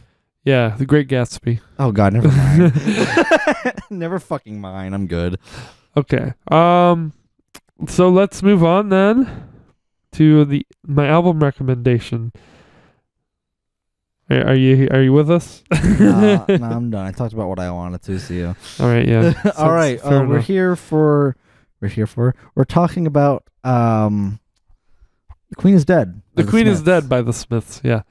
Okay. So out in 1986. Yes. Strange that this came out after the movie. Yeah, like 10 years I almost. felt like it should have been the other way around. I don't know why. It doesn't sound like inherently 80s to me, but it doesn't really sound 70s either. No, this is overall their third record, and it's kind of their classic, I guess. It's one of their larger ones. Yeah. I guess, from as far as you would know, you recently got into the Smiths, so yeah. Spotify says it's their most popular. You would know more than me. I don't think it's the one that sold the most. I could be wrong, but I think it was actually the one after this that sold the most. Doesn't really matter. Did you have any initial notes? Because I had some. What a title. Yeah. What a title. What a title. The Queen is Dead, boys. Queen's Dead, boys. Yeah, I wanted to put boys when I wrote down the song title in my notes. But yeah, pretty blasphemous in terms of UK. Yeah, but like it's just a fucking, Oh shit! I forgot to take notes on the cover. Oh, I didn't even mention that. Yeah, I was joking because the last couple hours we talked about, you're like the cover, and I'm like, fuck it, what? Yeah, I find it hilarious. I find it hilarious every time, and then like the next, and then what was it? That same night or the next day, you said, "All right, I'm gonna be prepared for you to talk about the album cover." And in my head, I was like, "I'm not gonna talk about it now." Yeah, bitch. Yeah. So then I threw you another curveball. I was like, the title. Yeah, the album title, The Queen is Dead. Yeah, I mean, yeah, pretty succinct, pretty profound isn't really the term I'm looking for, but like kind of morbid. Provocative. Provocative, yeah. Yeah. That's more what I would go with. Did you... And then you get like, I don't even know what the album cover is. Is it actually a corpse? It's Is it someone lying down. Yeah, is it meant to be like, yeah, the queen is dead. Here they are. I can't say I looked into the album cover. Like, are they dead or just high as fuck? They look just vibing to this album. They look like they're fucked up to me. I don't know. Did you have? And then you got like that weird like little green tinge. I don't know. It's just interesting. Did you have some preamble, or did you want me to go off on mine? Go with your preamble. It's your rec. Well, how do you feel about this? I think it's great. I think it's a great mix of the best of the Smiths traits from what I can tell so far. It's melancholy, it's humorous, it's political. It's kind of got a little bit of everything that they do, which I appreciate. And it kind of has it kind of started taking them in this more kind of pretty direction sound wise that you hear on their last two albums, which is this and it's all fairly upbeat. Yeah. Moderate tempo stuff. This in strange ways they sound a little different than the self-titled and Meat is Murder, and like right. I kind of like the later stuff personally, I guess, from what I've heard at this point. I described it as like 80s indie. It's kind of like synth pop. Not completely synthy though. No, it's not synthy. That's why I was just like poppy, I guess, but not synthy. They're in there, but like it's actually a lot less than most 80s stuff, so it's like a bad description, I guess. Yeah, it's just synthy is like the only thing, but like it's certainly poppy. Yeah. You know. They use quite a lot of guitars in every track. Oh yeah. And definitely indie. Yeah, I would agree with that. Which was cool. To hear some 80s indie music. I guess I'm late to the party. It didn't really sound though low quality production wise. No. So like the earlier stuff a little bit. Indie more like in the style, I guess. Yeah. But even then, like there's some songs that are like pretty involved. So, but then again, Elliott Smith is indie and his shit's like pretty involved as well. Yeah, it's supposed to be like independent, and I don't introspectively. I mean. Yeah, I think this was on a major label. I actually didn't really look into that, but yeah, I definitely mean like the kind of sound. What else do I have? Morrissey. Yeah, copyright 1986 Warner Music UK. Oh yeah, so I guess it goes without saying. Like, yeah, Morrissey's an asshole now. He says some dumbass shit. I thought you were gonna say, yeah, Morrissey's an asshole. He's fat. No, wow. Well, because you've been talking about that earlier, and it cracked me the fuck up when he put on weight. There was just this video online where noticeably he'd put on some weight in like a newer performance of How Soon Is Now, and all the comments were so mean. And I don't want to recite them here because they're mean. But they were just making puns off of his off of the songs. Yeah, people. I just think it's hilarious. That's all. Yeah, it is, but it's pretty awful. That's hilarious. But he is kind of a controversial figure these days with some of the dumb shit he says. That we won't go into. If you know, you know. But him on this album, he uses his voice. I wrote like an instrument, like in more abstract ways sometimes, as opposed to just singing words with a straight melody. Like, he kind of does some scatting here and there. Scatting, as in, just like he uses like la da da a lot. Yeah, okay, that's what you mean. Yeah, okay. and like haha, and a lot of repetition of phrases, and just adding some melisma. Like it's very like more, yeah, the word I already used, abstract, as opposed to a very straightforward melody, like something I would write. Right, or the majority of what you listen to, really. Yeah. So it's not too far off of how vocals will be used in something you would more often listen to, but for me, yeah, even still, like, not even like strictly, what he's doing, like what you said, like the la da das and all that jazz. Yeah. It's why, like, it's kind of I mean, if people wonder why I don't listen to lyrics, no, it's not because I don't fucking have ears. Because it's used like an instrument. Yes, because I already like perceive the voice as an instrument, so I listen for melody, clarity, quality, and all that things first, and then lyrics come. I listen to how well all the music works sonically, and listen back for a lot of things. I try to listen to things more in detail. Right, and he's a baritone, which you don't hear a lot of, or I don't hear a lot of. I definitely hear him being kind of a lower range, but I didn't think baritone. I definitely thought alto or something. Well, I can fact check it, but I believe I read he's known for his baritone voice. I don't know. Maybe I would consider my voice more to the baritone range, but I can hit like higher notes. Huh. Not like super high. Did you have any notes for before we go track by track, or did you want me to just keep going? No, I only wrote notes for track by track. I can tell you like general experience with the album. Like, also important note. This is the most I did extra credit on this album. Oh, he's a high baritone or low tenor. Sorry, keep going. So I did extra credit on this album.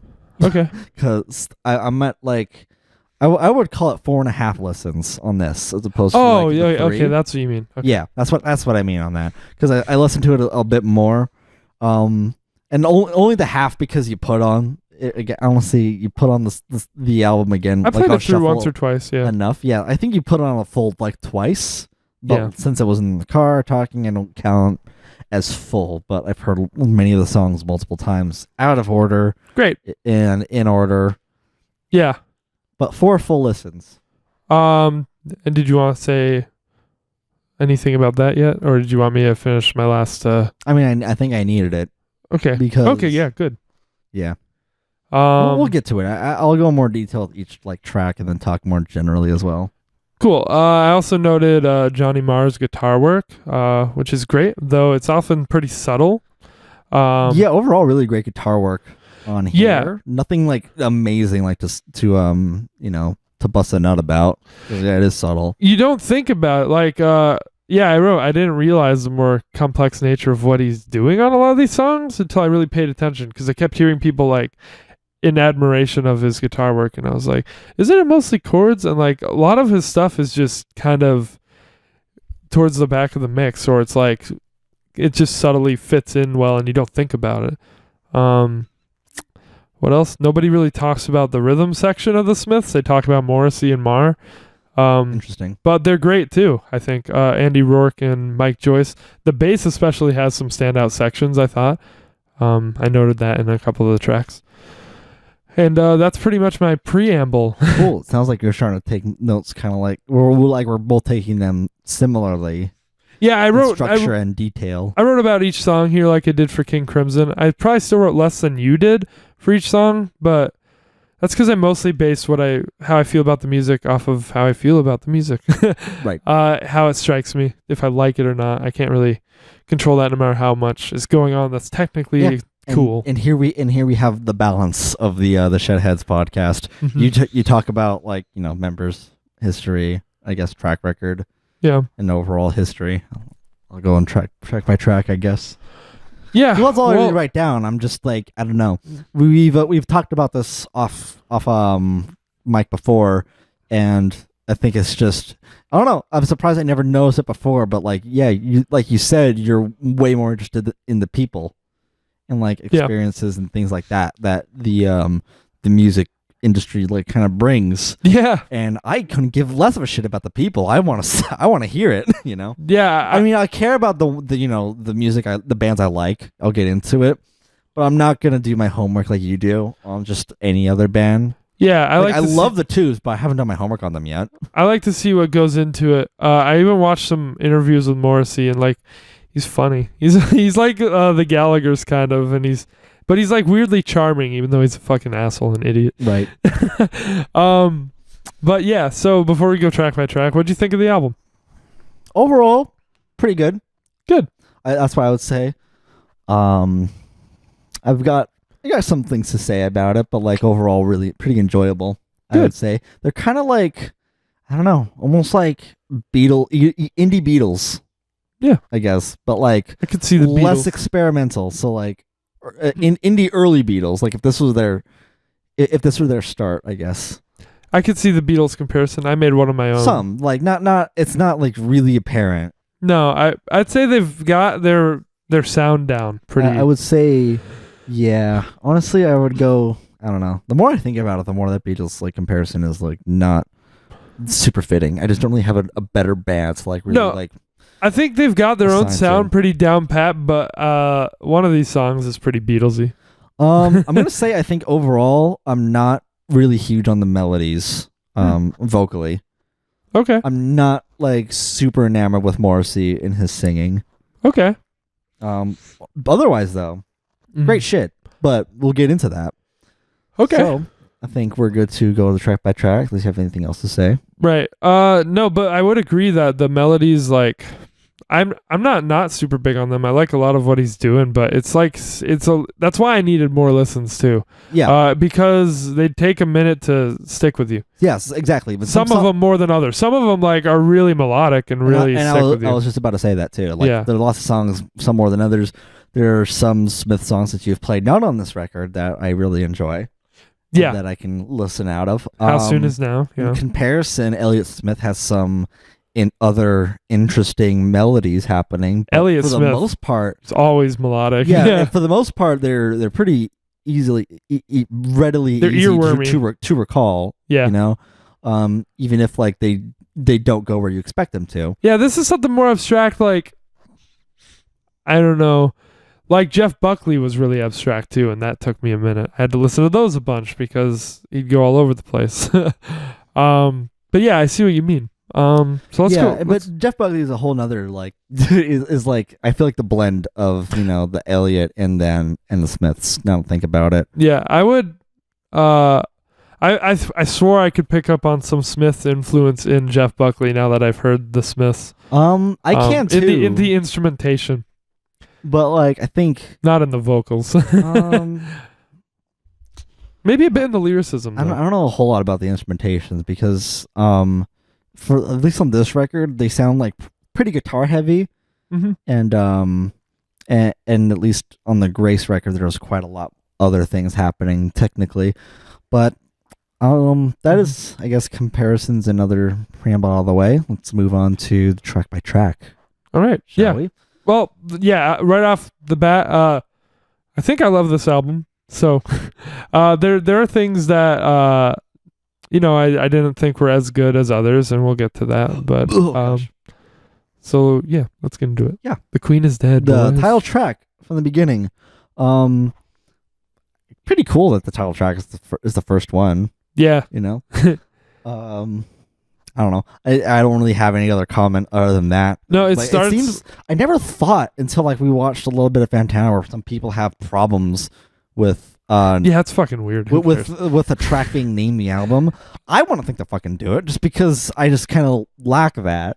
But like I would do it if I had a track that I really felt encapsulated and like if I loved the name that much. Oh, but yeah. I haven't done it. But I think for me, technically speaking, like if I talk about certain things, I could talk about the album and then people might think, oh, you mean the track. I'm like, no, I mean the album, or vice versa. Like it can just more easily be able to be miscommunicated. Yeah. But not artistically. I don't get why people have an issue with it. Oh, wait, you know what? I did do it. I'm fucking stupid. Yeah, you did. I did on the last album. But before that, I only did... and it's because I really like the song title. But before that, I just named albums like off of lyrical references in the tracks or something. Right. I'm just saying I don't have any comment. I don't get it. I don't get We're kind of talking about our own shit like a bunch of egotistical assholes, so we'll go back to the Smiths. Well, we're artists. I was just being, The Queen is Dead. There's a little clip that plays at the beginning of the song. Yeah, I mean, I just wrote down nothing to say about the opening other than to point out its interesting existence. Right. I've got nothing on it. It's just like, it's there. That little clip at the beginning, you mean? Yeah. It's just before the drums come in. Yeah. Mm-hmm. Really tribal, like, it's going ham on those toms. It would seem I had the least to say about this track. Kind of funny. Oh, well, except for one other. But yeah, what did I write? I wrote it's a nice upbeat introduction. It's pretty jammy. It kind of goes on. I really enjoyed that it went on though. Yeah, because the instrumentation was like pretty strong in this song. Yeah, the bass line, this is immediately one of the ones where I like the bass line. Yeah. Like, it sticks out to me. I said driving toms really get the song going into the psychedelic angelic singing. And Da, da, da, da, da, da, da. I love his voice. And it's mildly dissonant too. Like with the chord yeah, I wrote that down. Like, yeah. There's like that note. Yeah, there's a weird like right before the vocals really hit, there's like some singing, but it's more in the background and weird and dissonant, and I know what you mean. Yeah. Yeah, it's just because of it reflects off of the chord progression. Overall, like the notes and kind of like what I thought was pretty similar to last week's when we did remote control, talking about the first track as well, where it start on a chorus like da da da da da da, like it was like way like different than what you're accustomed to, and like that's always appreciable because normally the melody is just gonna go in a way interesting spot and it gets for a unique experience, right? You know, and it's an interesting choice to make it like the first track, like this is what you're getting into, and it kind of almost gives like a hook to like keep the people listening, you know? Right. So I think it's just creatively like genius to do. You know? I like some lyrics in here, but if you had something else to say on the music, go for it, because I'll look them up. Yeah, I've got quite a few different notes. Go for Let's it. see. Similar with what you said about the bass line, I said the toms never stop, and the bass really works with them to push it forward. So like, yeah, it's just they really work in tandem with each other to keep things going. That's what I mean. I think the rhythm section's quite good.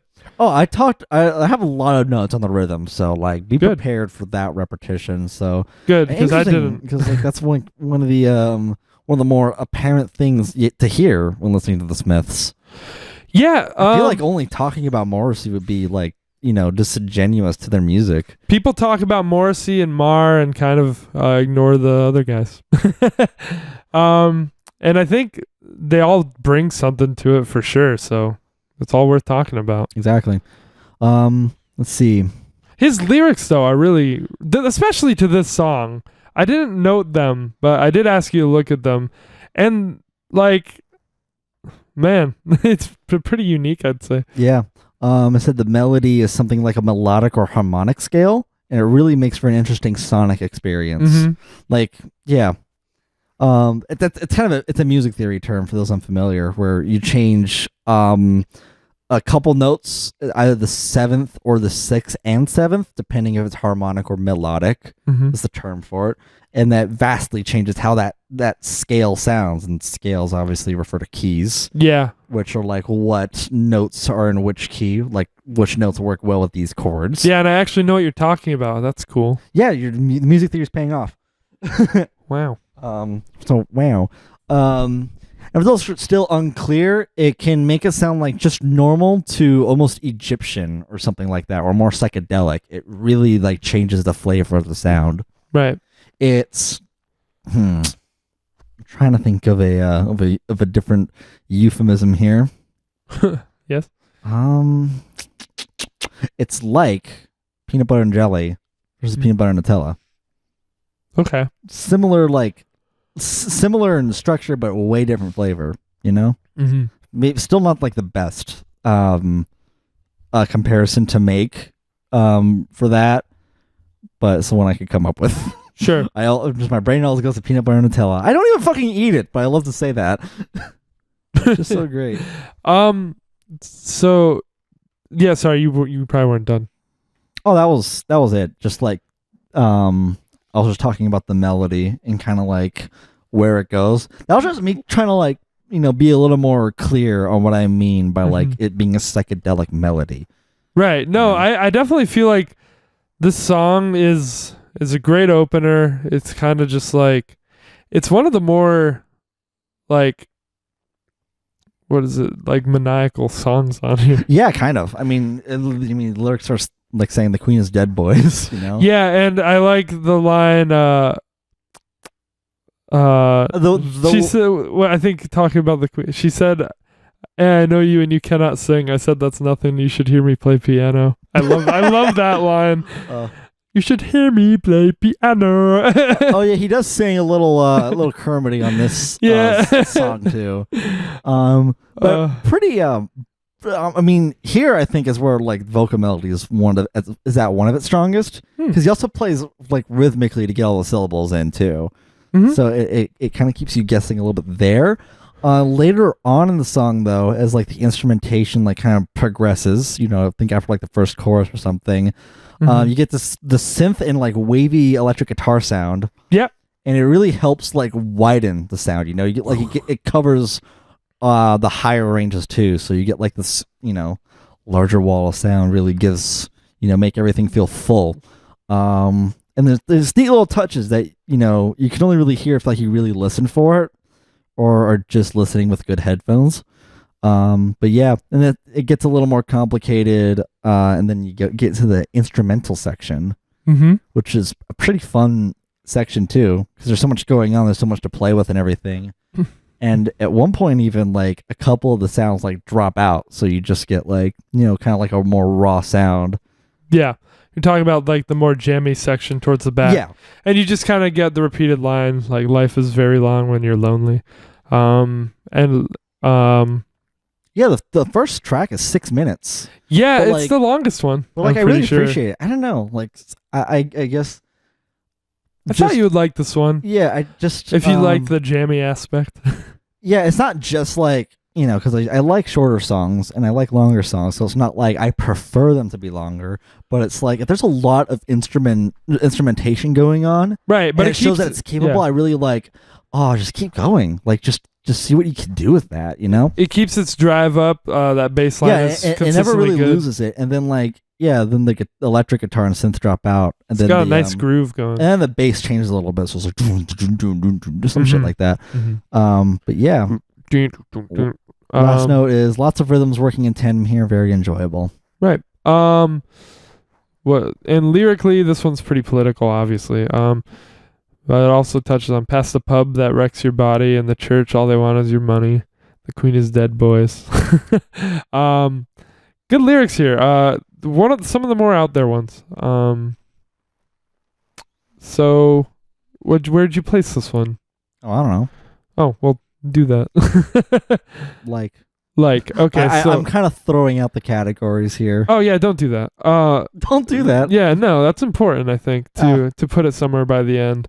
I don't know. I'm prioritizing more writing notes rather than being like that's good. But I think it's important to like the overall. Like you should place it somewhere after that to sum it up. I think like putting a rating on something. Sure, I'll do it, but I just won't care as much. I put this in my top category, but like it took a minute to get there. I had it in my like category before that.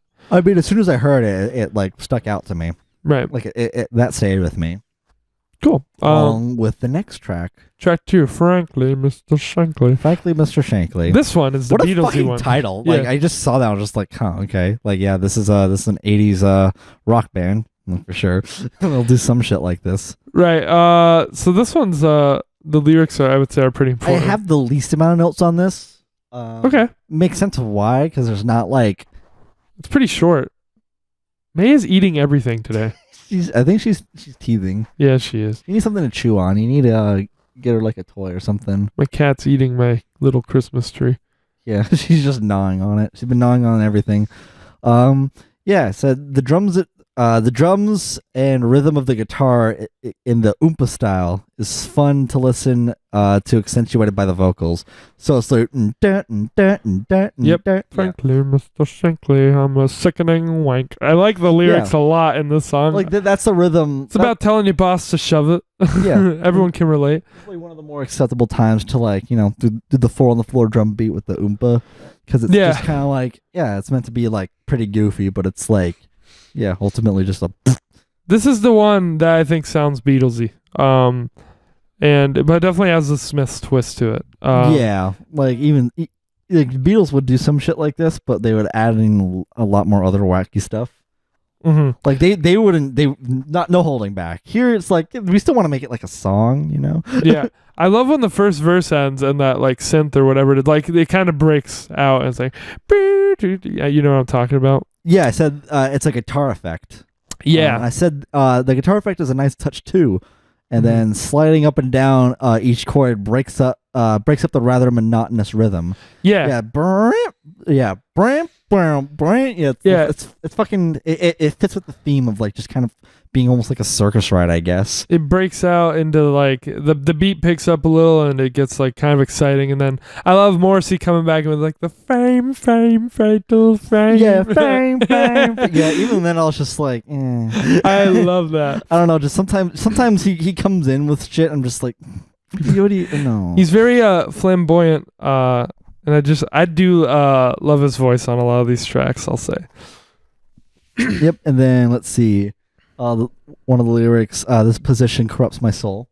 Mm-hmm. You know, pretty corrodes relatable my soul. And pretty succinctly. So the themes along with the tone help to make it come across as more facetious. Yeah. Even naming the corporate entity Mr. Shankly, whatever that even means, probably just to rhyme with frankly. Yeah. But yeah, creatively smart and funny. Did you like one of the last lines? You're a flatulent pain in my ass. Yeah. Oh, give us money. Frankly, Mr. Shankly, give us your money. I guess this was about At first, I thought it was about the music label industry. It is, yeah. That's what I was gonna say. Okay. It was about their not the label. It was about like the guy who they were specifically, working with. And the guy knew that, and he liked the song anyway. Yeah. So I think that's kind of funny. That's funny. Yeah, Pink Floyd did something similar. He wrote a few songs on here about that, actually. In the Wish You Were Here album. Yeah. And like, it's unclear like if the music label even like knew about the song or even knew like what it meant. Mm-hmm. And they published it anyway. Clearly. Yeah. I think there's a few songs on here that are just about his disdain for the music industry. But there was another line in here that I really liked. When he's like, I didn't realize you wrote poetry. I didn't realize you wrote such bloody awful poetry. Mr. Shankly. I love the way he does that too. Yeah, you really emphasize that whenever you sing that. Yeah. The just kind of how into it he gets, how theatrical it sounds sometimes. So the extra little word flavor that he puts on there. Yeah. So is that it? Yeah, that's all I have on it. It's a really simple song. Put it in a spot for me. Sure, like. Cool. Track 3. I know it's over. Okay, yeah, that was In Love for me too. I know it's over. I love those two. I love those two. I love how you hit. Oh god, you're just talking in Kermit voice this whole time now. That's what I think he sounds like. So I know it's over. Track number 3. Very sad track. Yeah, more of a ballad style. Moderate drum beat, rock, and a rooted bass line until the guitar kicks into build. Mm-hmm. Yeah, way more or less instead of like the punchy, bass or boom doo doo doo doo doo doo doo some shit like that. Mm-hmm. It's like a more rooted. And then when the electric guitar kicks in, then it's starting to like pick up a bit. Mm-hmm. It's doing more of a doo doo doo doo doo doo some shit. Not that fucking scale. I just can't think of it right now. But it does interesting stuff to listen to. Inignorable in the song, if you will. Mm-hmm.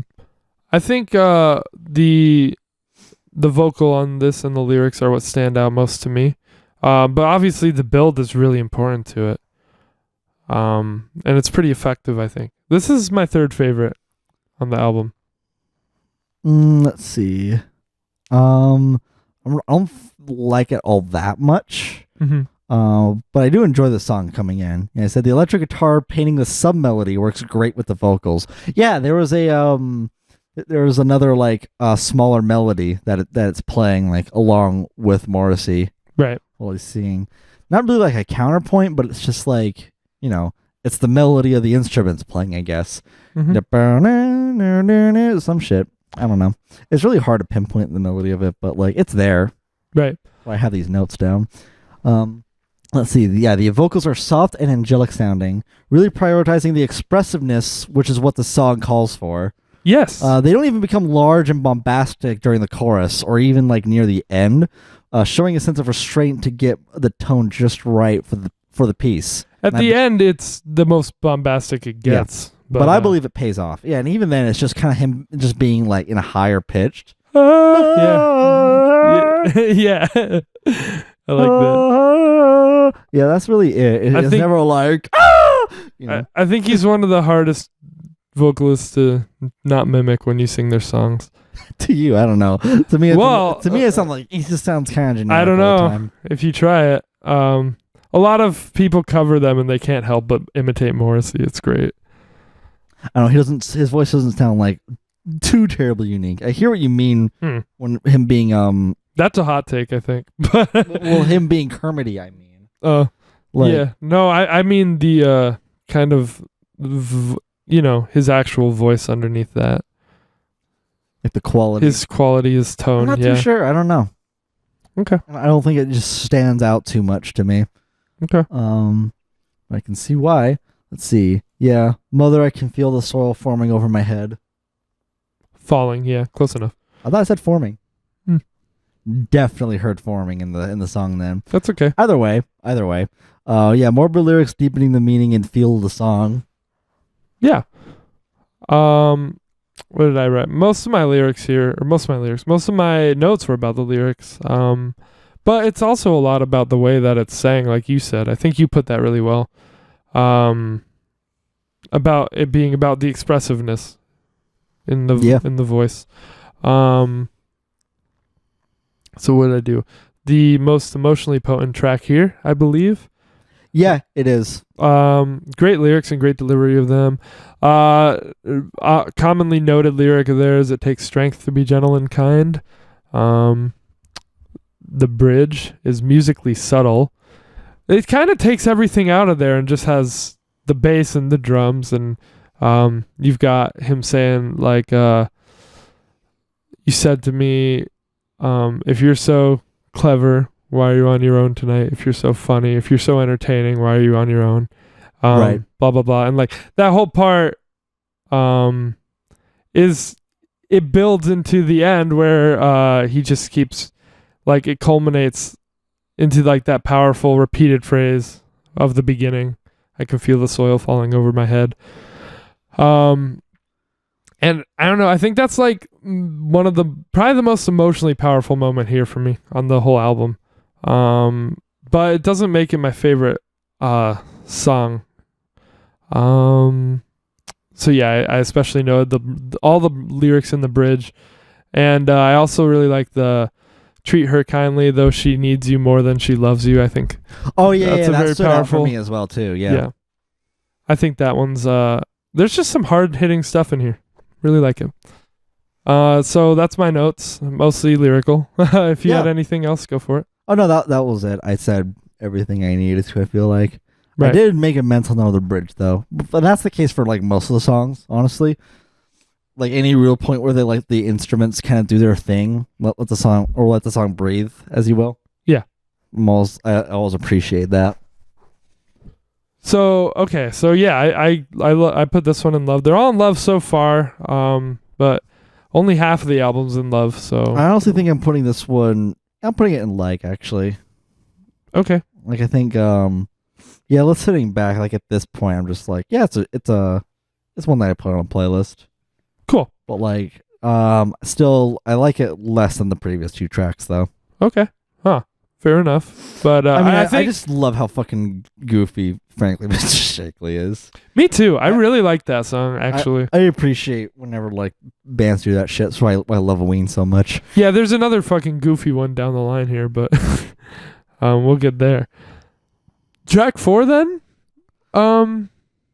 Is that Never Had No One Ever? Yes, Never Had No One Ever. Okay, this one is maybe one of the other more emotionally potent ones, but it's growing on me now. It took me a minute. This one took me a minute. Let's see. In the context of the album, the last track like faded out, you know? Yeah. It was all emotional and faded out. And then here it's kind of a jarring like start compared to the last track. Is it? How's it start? At least I felt that. It just kind of comes out the gate with all the instruments. So one thing I want to say actually for this album is I wouldn't have put it in this order. Like, I think maybe, yeah, honestly. But like just this song, I feel like it has a running start, you know? Right. Just kind of fucking just bang, I'm just like, yeah, okay, definitely.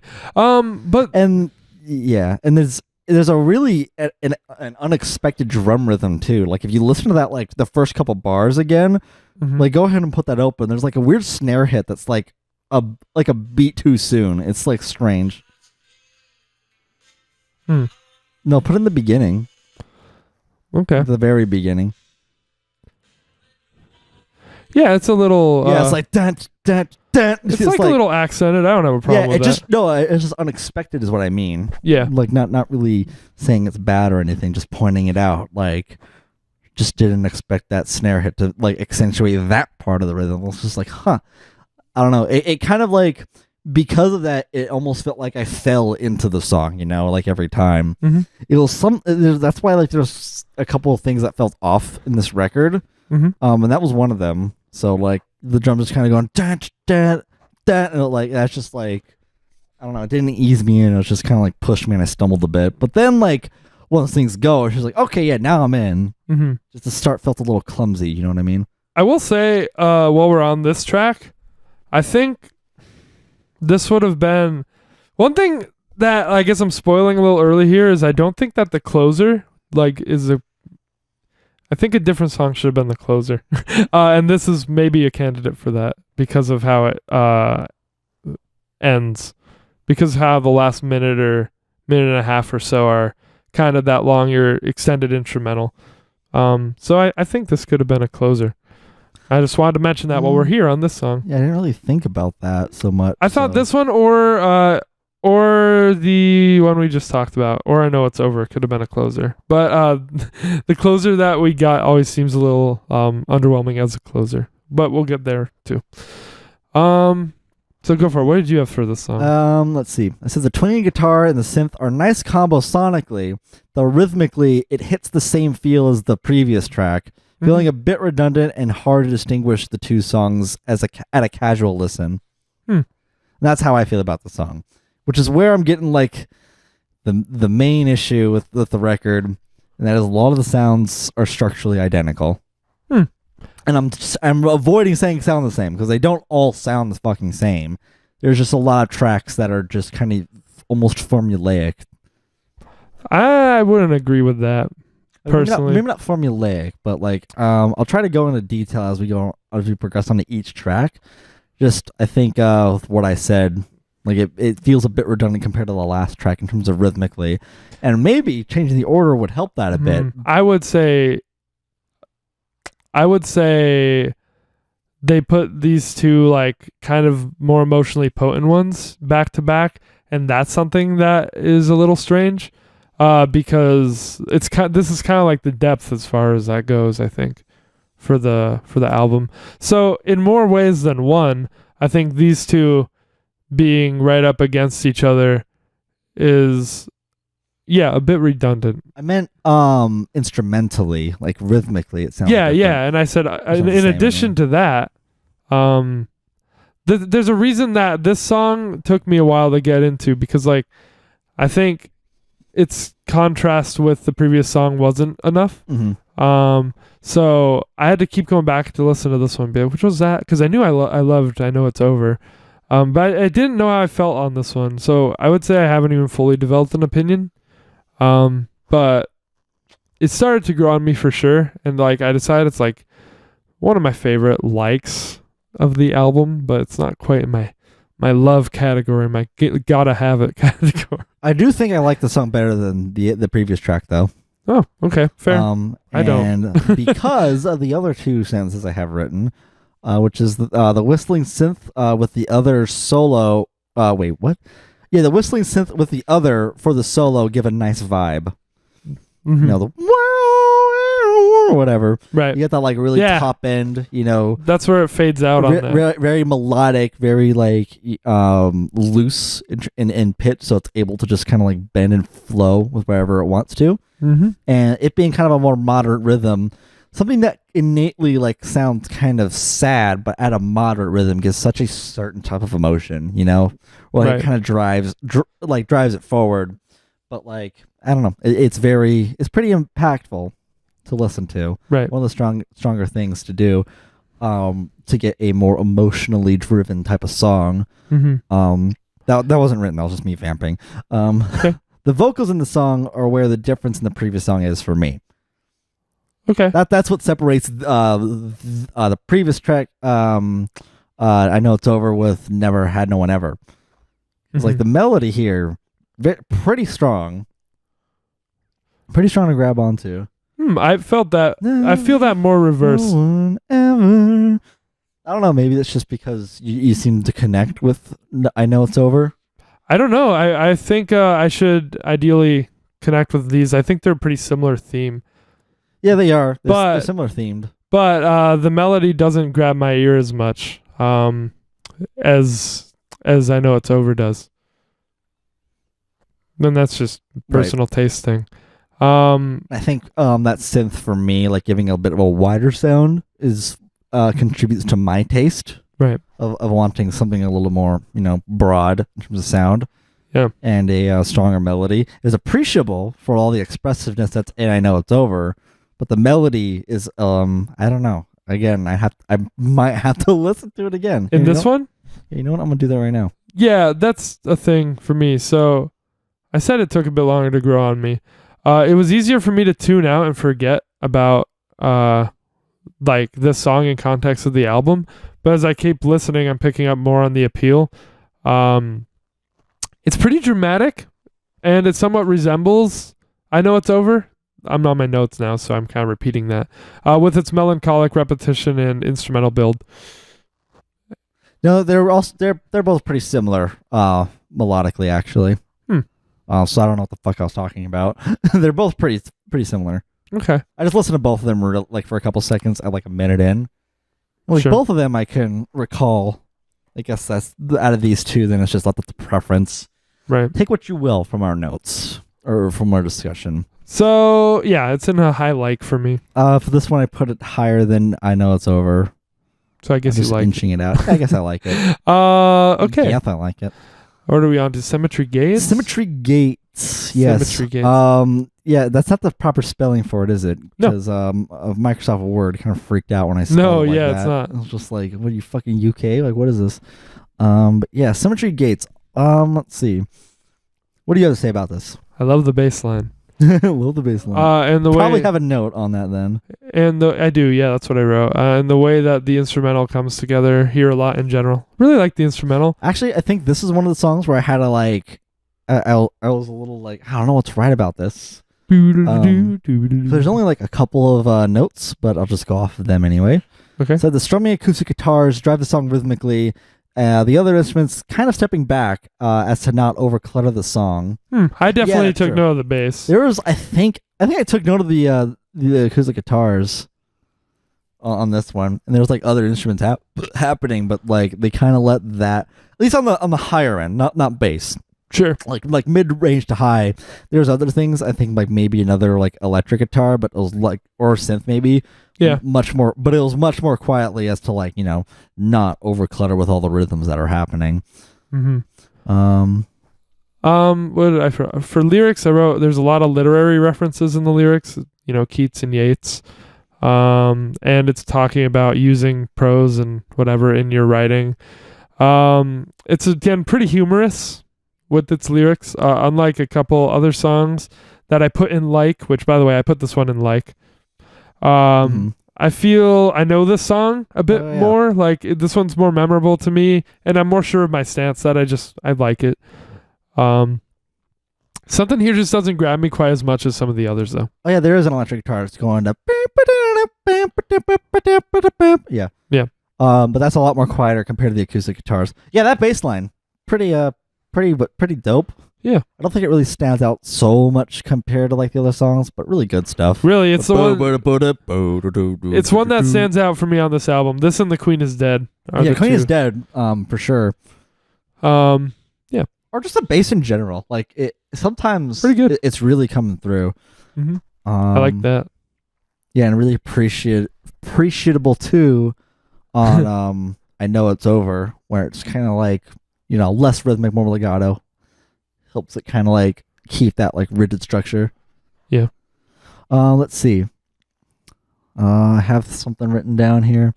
Yeah, I said for me, that's the value in the song to listen to because the melody is a bit hard to pinpoint.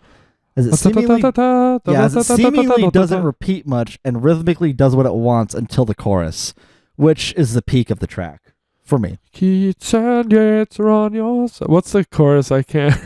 That's funny. I remember the verse, and you're like, the chorus is the memorable part. Well, the chorus I said was like the peak of it. Some dilly whore pickle. I wanted to say Piccadilly whore. That's funny. Piccadilly whore. 1804. Yeah, it's kind of funny. Yeah, he's going. No. Yeah. Yeah. But like, I guess like again, I wasn't, being too hard on study in terms of that. That's why I said, for me, it's a little hard to pinpoint in terms of rhythmically and melodically as well. Yep. But it only really felt as though it had a form until the chorus, which is what I meant by all that. Sure. Oh, and then last note, sugar. Nice touch. So, what do you think? I think it's all right. Okay. Not really a song I'm even gonna remember, to be honest with you. It's Fair more enough. forgettable on the track. It's one of my, because there's likes and there's loves. It's in my like category, which means some of these are more memorable than others to me. I think this one's gonna land squarely in meh. Okay. So Big Mouth strikes again. No surprise. This is my favorite. That's me whenever I fucking see that shit on Netflix. This song is fucking hype for me.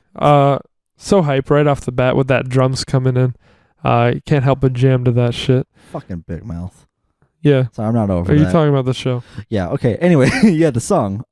Great strumming rhythm and an introduction with the drums barging in. Mm-hmm. Similar to the earlier track, but more realized. Like, it's way more refined, feels like. Yeah. And it kind of reminds me of the start of that one brand new song. I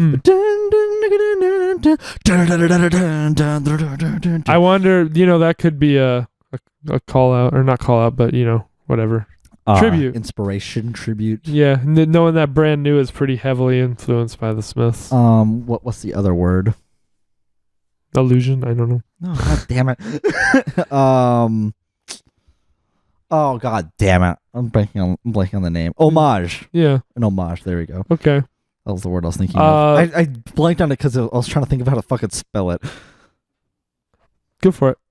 Okay. Notes. I said electric guitar doubling the melody, help accentuate it. I accidentally wrote the melody again. Mm-hmm. Help accentuate it and provide an interesting sound. Yeah. Because it's kind of going over on top, layering, as you will. Mm-hmm. There's only like a couple of notes, but like it kind of ends up coming together, Mm-hmm. Really cool unifying sound. Mm-hmm. Yeah, the melody is way more pronounced too. Yep. Compared to the previous track. And that's probably why that and the lyrics are so perfect on this track. Here's the note. I said, here's the rest of that sentence. The melody is more pronounced, though it is hard to make out what he's saying. Yeah, huh. I had some trouble, but that's because I couldn't distinguish if he was saying some shit or if he was just muttering and just going. I was like, "Are you saying like fucking?" It's like, quit talking with your mouth full, dog. The lyrics are like so strong on this one for me, and the melody. And that's mostly what my notes were about. He had me pull up the lyrics for this song, and because I was just love them. Oh, I was right. He wasn't saying anything there. He was going just la-di-da-di-dum. Yeah. Oh, and oh gosh, yeah, and then the chorus, and then the big mouth, and then whatever that sound was, like it sounded like vocals with a filter on top of it, like on the top end. The harmony is so great. Big mouth. I fucking first few times I heard that, I couldn't like not hear Pingu. That's hilarious. I definitely was just like, no, I took note of that harmony and I love it. I had to look up how they did that because it's not a. They originally had a woman do that, and then they didn't like how it sounded. So it's just Morrissey with some effect on it. It sounded way more like Newt. Like give it a listen next time and just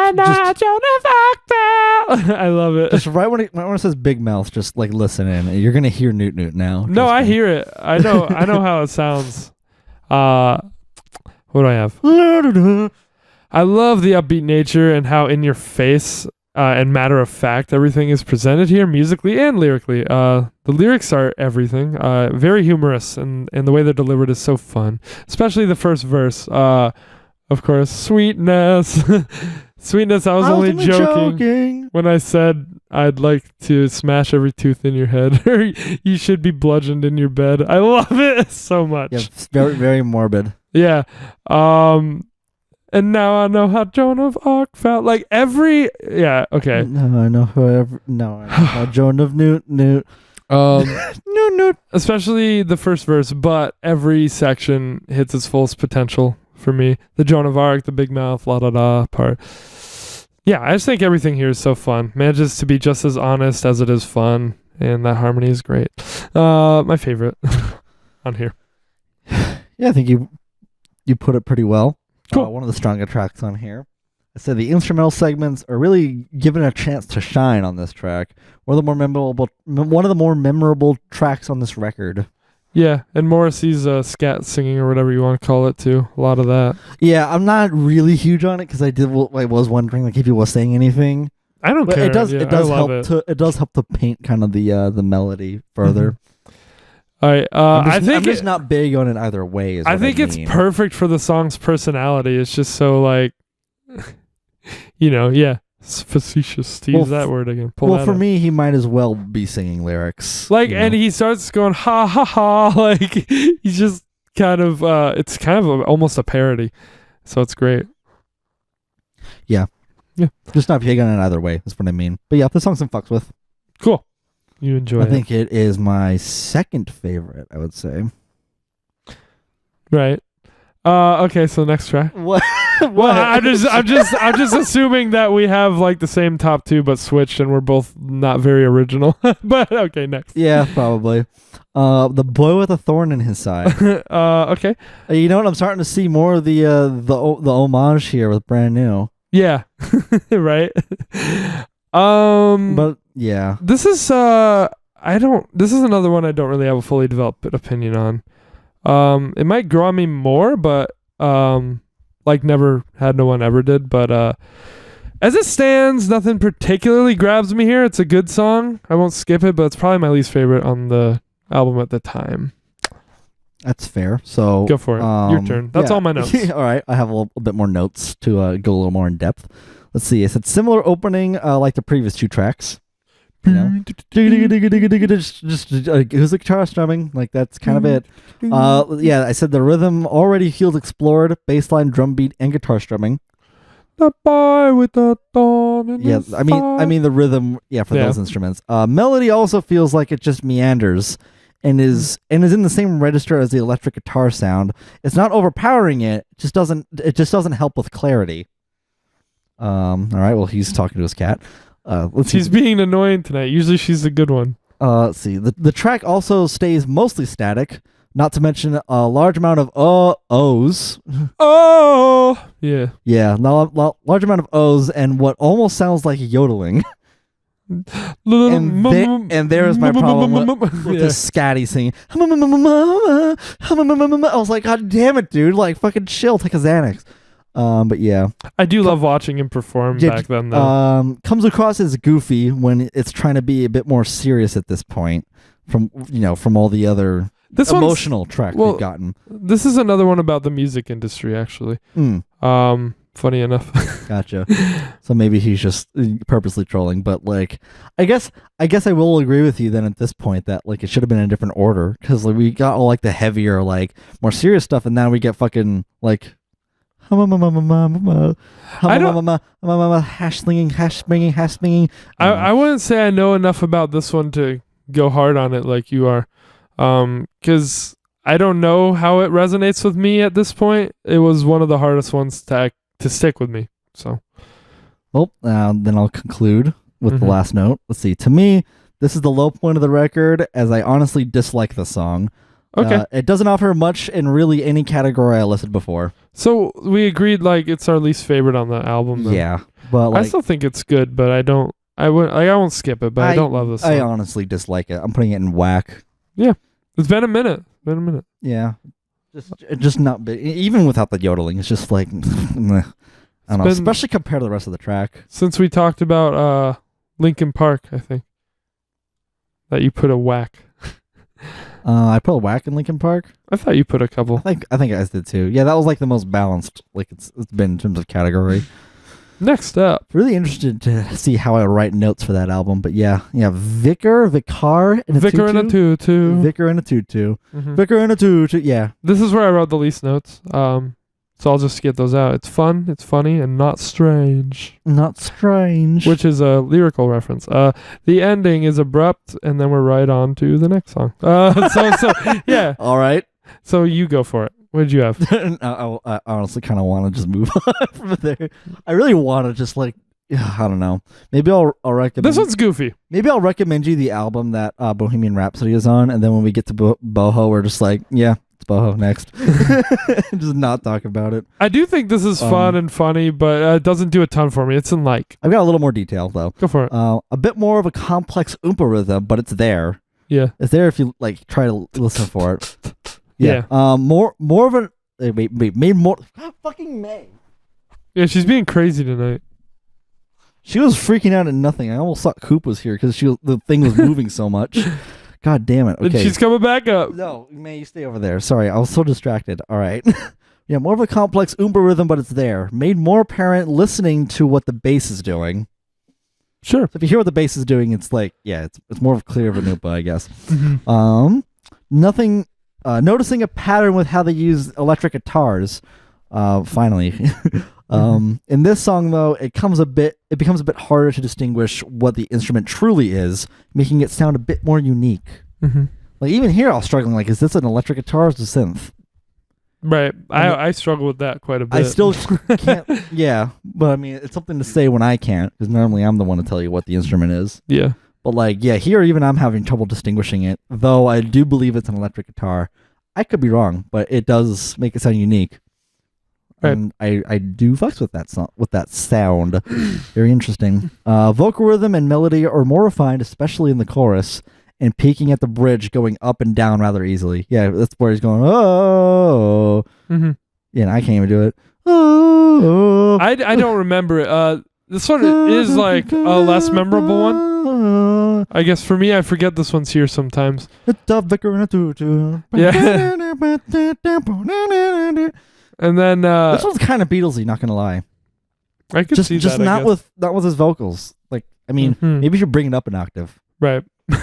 And if I hear like Paul or John singing it, he doesn't really do falsetto on this album, but he did a lot on the first album. No, well, I mean, you don't need a falsetto it, but he is like kind of a more mid range in this song. Mm-hmm. Honestly, though, yeah, I would have been shocked if you really liked this album. The song, because I do at parts I'm like, this is Mo music. That's funny. It's kind of folky, you know. I like some folk though. Elliot's folk to a degree. No, I do like the song. I really like it. It's just okay. Like, it's kind of folky. So I put it in like, yeah. I'm pretty sure my notes reflected up being positive. I put this in my like category. Like, you know, like a middle like. What about you? Yeah. You like it. I like it. It's pretty cool. Cool. It's interesting. It's more more variety. It's always a good thing in this record. Right. So, and then we're on to... It's pretty memorable as well. Yeah, there's a light that never goes out. The biggest Smith song. Most popular one. Huh? I said that makes me normie as fuck then. Yeah, because it's your favorite. Yeah, I figure, and it's my second favorite. It was my favorite, and then I just realized how much I love Big Mouth. Oh God, I don't understand how anybody can like that show. It's so ugly. Stop.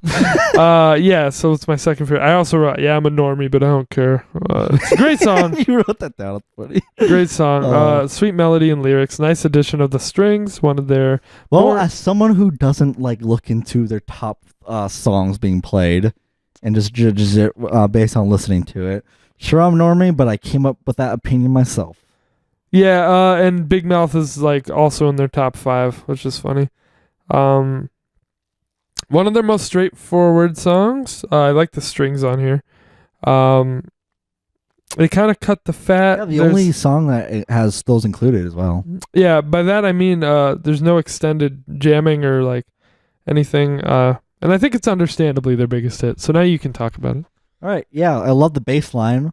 Mm-hmm. It's very simple, Boom, but it complements boom. the chord melody and progression. Mm-hmm. Another interesting chord progression too. Yeah. Yeah, I said this track is more of a moderate ballad also. Mm-hmm. So it's kind of like what is it? Like the third track, I keep forgetting the name. But like, you know, bit quicker. I know it's over. Yeah. Kind of driving a little bit more. Yeah, the lyric it's there.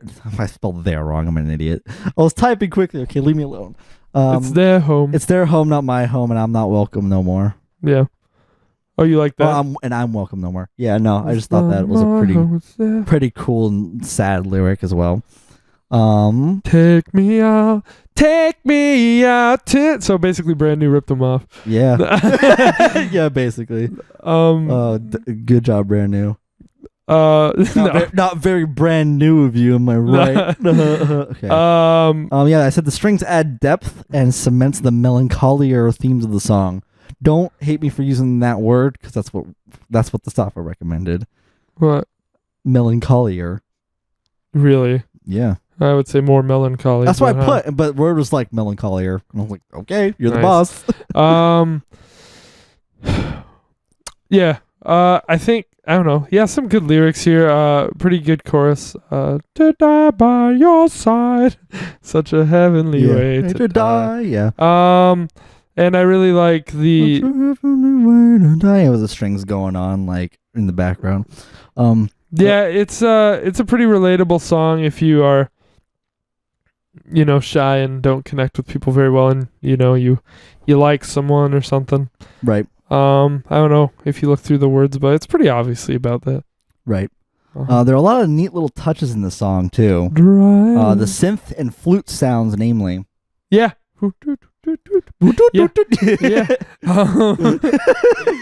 Yeah, flute sound. I don't know flute sound. That's what they did. I just found it funny. Yeah. I never want to go home because I haven't got one. Mm-hmm. Sad boy. Got one anymore. Repeating the title while fading is a creatively genius choice, inverting the song name. Because, you know, light that never goes out, but it fades, so it just went out. Mm-hmm. You know? Right. A little ironic, but it inverts it. So, yeah, cool shit. Really all I have written down, not a tremendous amount of detail there, though, but, like, yeah.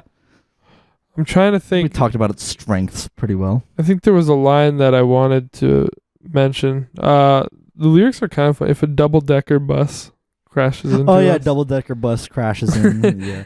But what was I actually going to mention? Oh, he does the la da da again. It's so subtle in the song. It took me a while to pick up on it being there. The second time when he's like, I never want to go home because I haven't got one, la da da. Did you catch that? Yeah, I did. Yeah. The part I like, in the darkened underpass, I thought, oh God, my chances come at last, but then a strange fear gripped me and I just couldn't ask. Yeah, he writes a lot about being shy and wanting love, to be loved.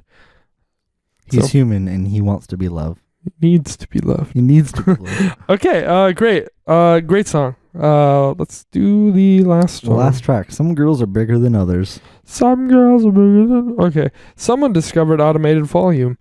Because that little opening. So my first note on this actually is that title, Lamau. Yeah. I also said, what a song title right after that. Yeah. Yeah, I wrote about the intro too. I said I don't quite understand the fade out and back in. It could have just faded in and it would have been an otherwise excellent intro. Sometimes it feels like it just faked it out. Like, it's just kind of a thing that this isn't the only place that's happened.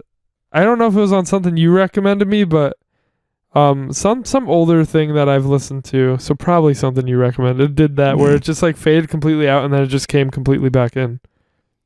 I don't think it did. I don't know if you know what I'm talking about. I don't think it did it just like this, where it was like right in the intro, you get like a half a bar, and then it's like bye. No, but it's a little strange. But if you know what I'm talking about, something that you may have recommended me did that, where it just went completely out and then came completely back in.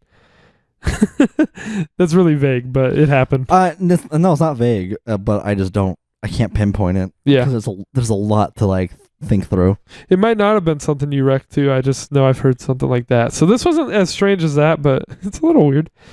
I just don't understand it. It could have just faded in. It would have been like a great intro, but then it fading out as quickly as it does like breaks that up for me. Mm-hmm. Yeah, what a song title. I haven't thoroughly looked into the song, and it's quite possibly about boobs. See, I didn't even think about that until you said that last night. Or the way people care about trivial, shallow things like boob size. Sort of weak for a closer, which I mentioned earlier, and I know my pick would have been one of the other two I mentioned earlier. Yeah, that's my notes. So first times I heard it, I was just like, probably because like mm-hmm. Bigger girls come under more scrutiny than others, and it's like real fucking juvenile and childish too. That's how I took it at first really too. Take that. Yeah, and then I was just like reading like what or to honestly care about it. It's just like you said, it's a shallow thing. Yeah, people were like, it's about boobs. This guy had like this whole interpretation on songmeanings.com about like how it's about class and shit, and then at the end he was just like, or it's about boobs. Was this one of the songs where they would turn into a pun to call him fat? No. They call it some singers are bigger than others. No, I imagine you could. Like you just did. Yeah, I just thought of it. But feel free to take that, Reddit. I'm sure you will. So yeah, I got all my notes out of the way. I like this song. I think it's actually pretty good. It doesn't strike like the same thing to like differentiate itself, I guess, from some of the other songs here for me. So it like stays in not like up in the love territory for me. But I do like it. I think it's pretty different from the other songs, like I said. But yeah, I already even talked about it in the intro. So I said I count 3 electric guitars in this motif, the bass line ruling over them.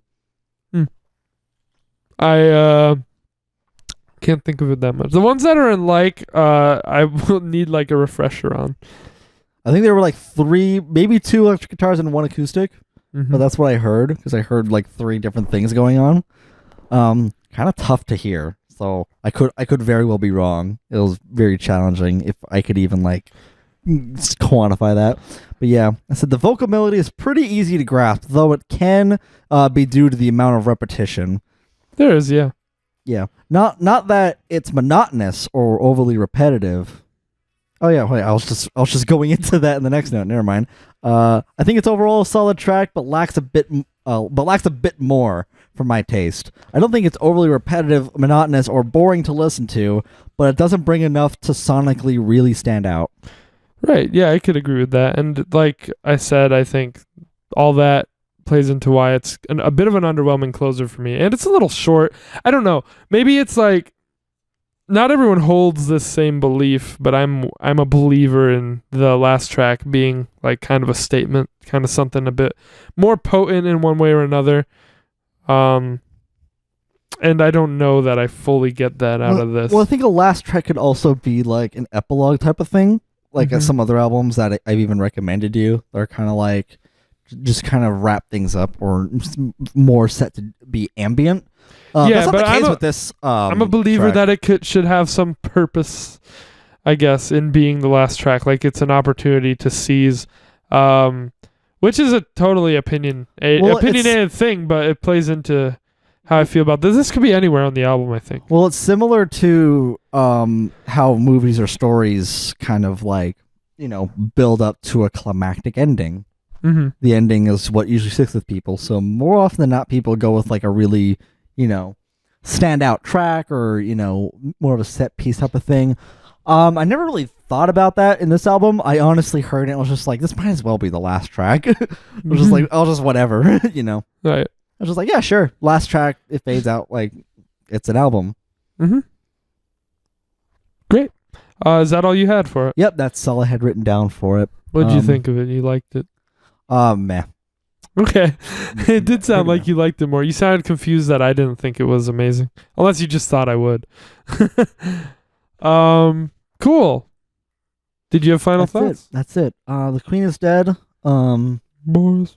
Yeah, so I think I really noticed in my second listen, actually that for me a large problem, not problem, but like an issue I have with this record is that a lot of it is pretty repetitious in terms of rhythm, and since the melody can be hard to grasp onto for a lot of these songs, it kind of gave me listener's fatigue on my second listen. Those are kind of like opposite problems. It's like, oh, this is too abstract, but this is too simple. Yeah, exactly. It's strange how that works out. I think it's unique though.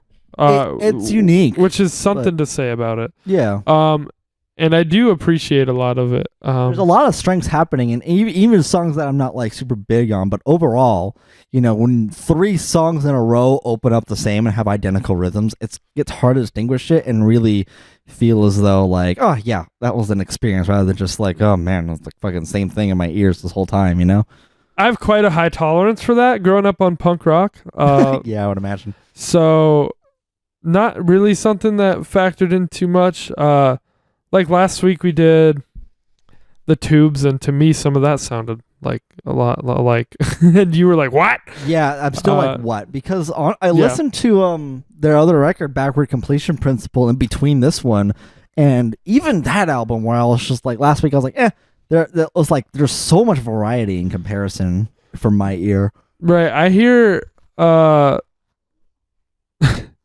hear different tempos and rhythms here that I guess you don't. Like there's enough of a variation for me between something slower and more emotionally potent and then something faster or kind of what's being sung about plays a lot into it too.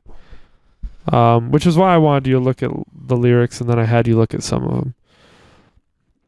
So there's enough going on here because of lyrical content and because the melodies are either sometimes more abstract, sometimes more straightforward.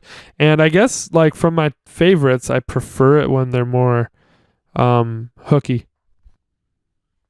But I guess no point that all culminates to. But well, I've already explained like why it would sound repetitious to anybody really, and why it does for me as well.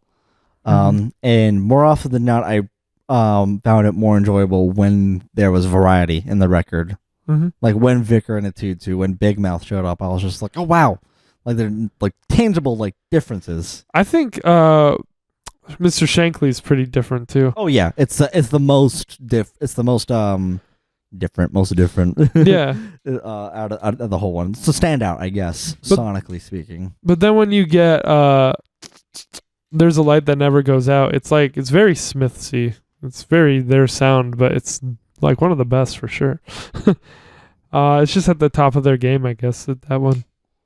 I just genuinely think like they're at their strongest when the instruments are like working in tandem rhythmically, not doing the same rhythm. I mean like where they're building off of each other, Right. filling in gaps as you will. Not everywhere, that would get like overwhelming, a lot of different like polyrhythms, but Right. that can be further explored.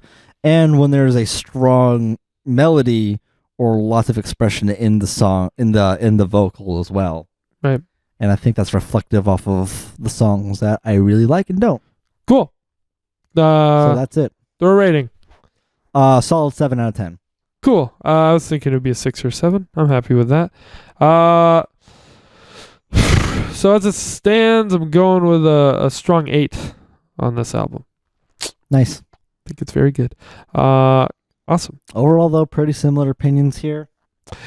Not particularly from track to track. I didn't know how we would stand. We had the same top 2.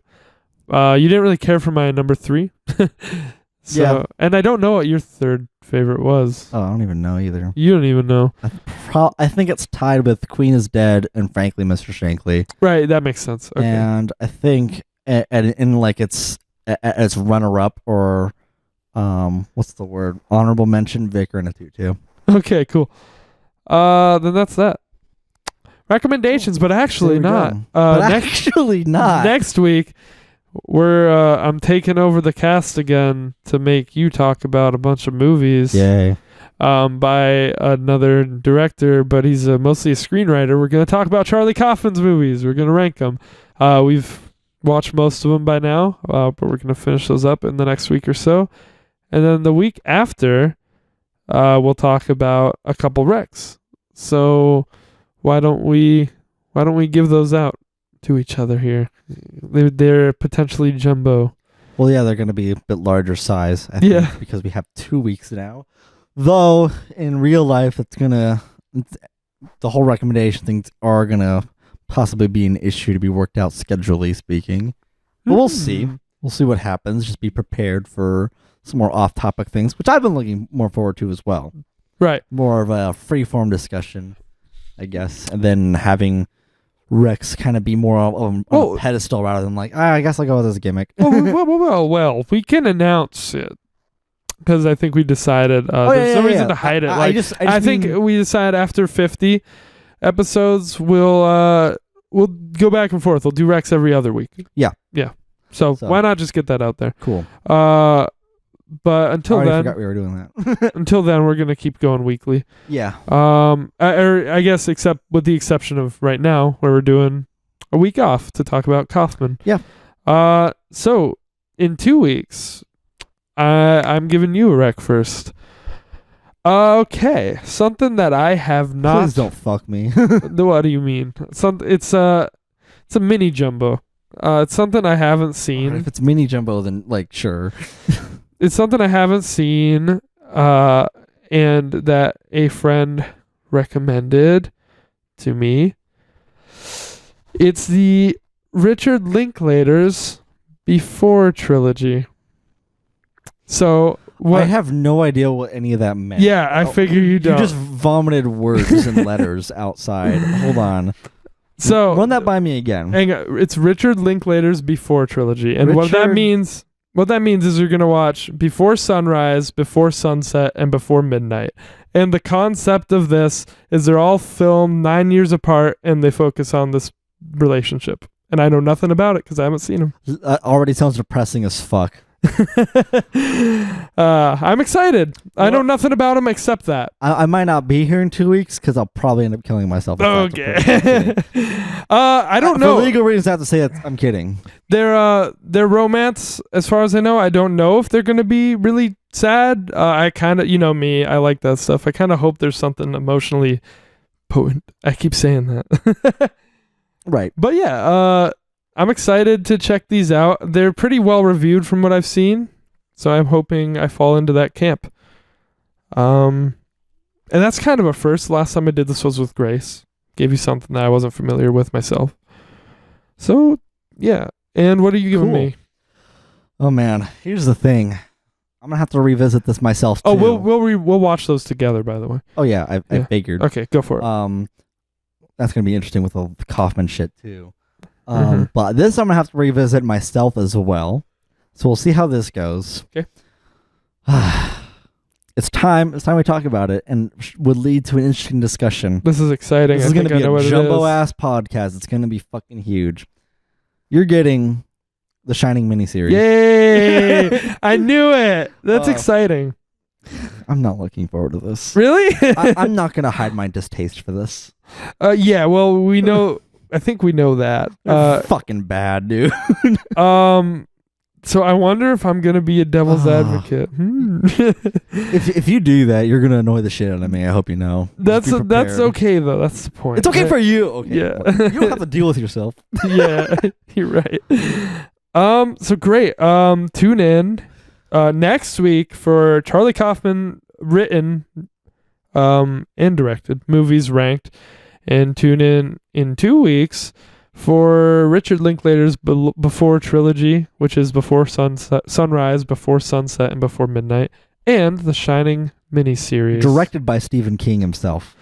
Yes. That's an important note. Just remember that while you're watching. I don't know where I'm going to find it. I don't know either, but you can probably get it for free if you Google it. Yeah, or I could just order it even. Like, we'll see. I don't recommend spending money on it, but do you. Oh boy. Okay, great. So we will do that. All right, yeah, we'll do that next week. We'll see you guys then. You already got the gist of it. Blow out the candle. We're gonna blow out this candle. Blow out the candle. Do it. Will you do it. Blow out the candle. Do it. Blow out the candle. Do it. La da da.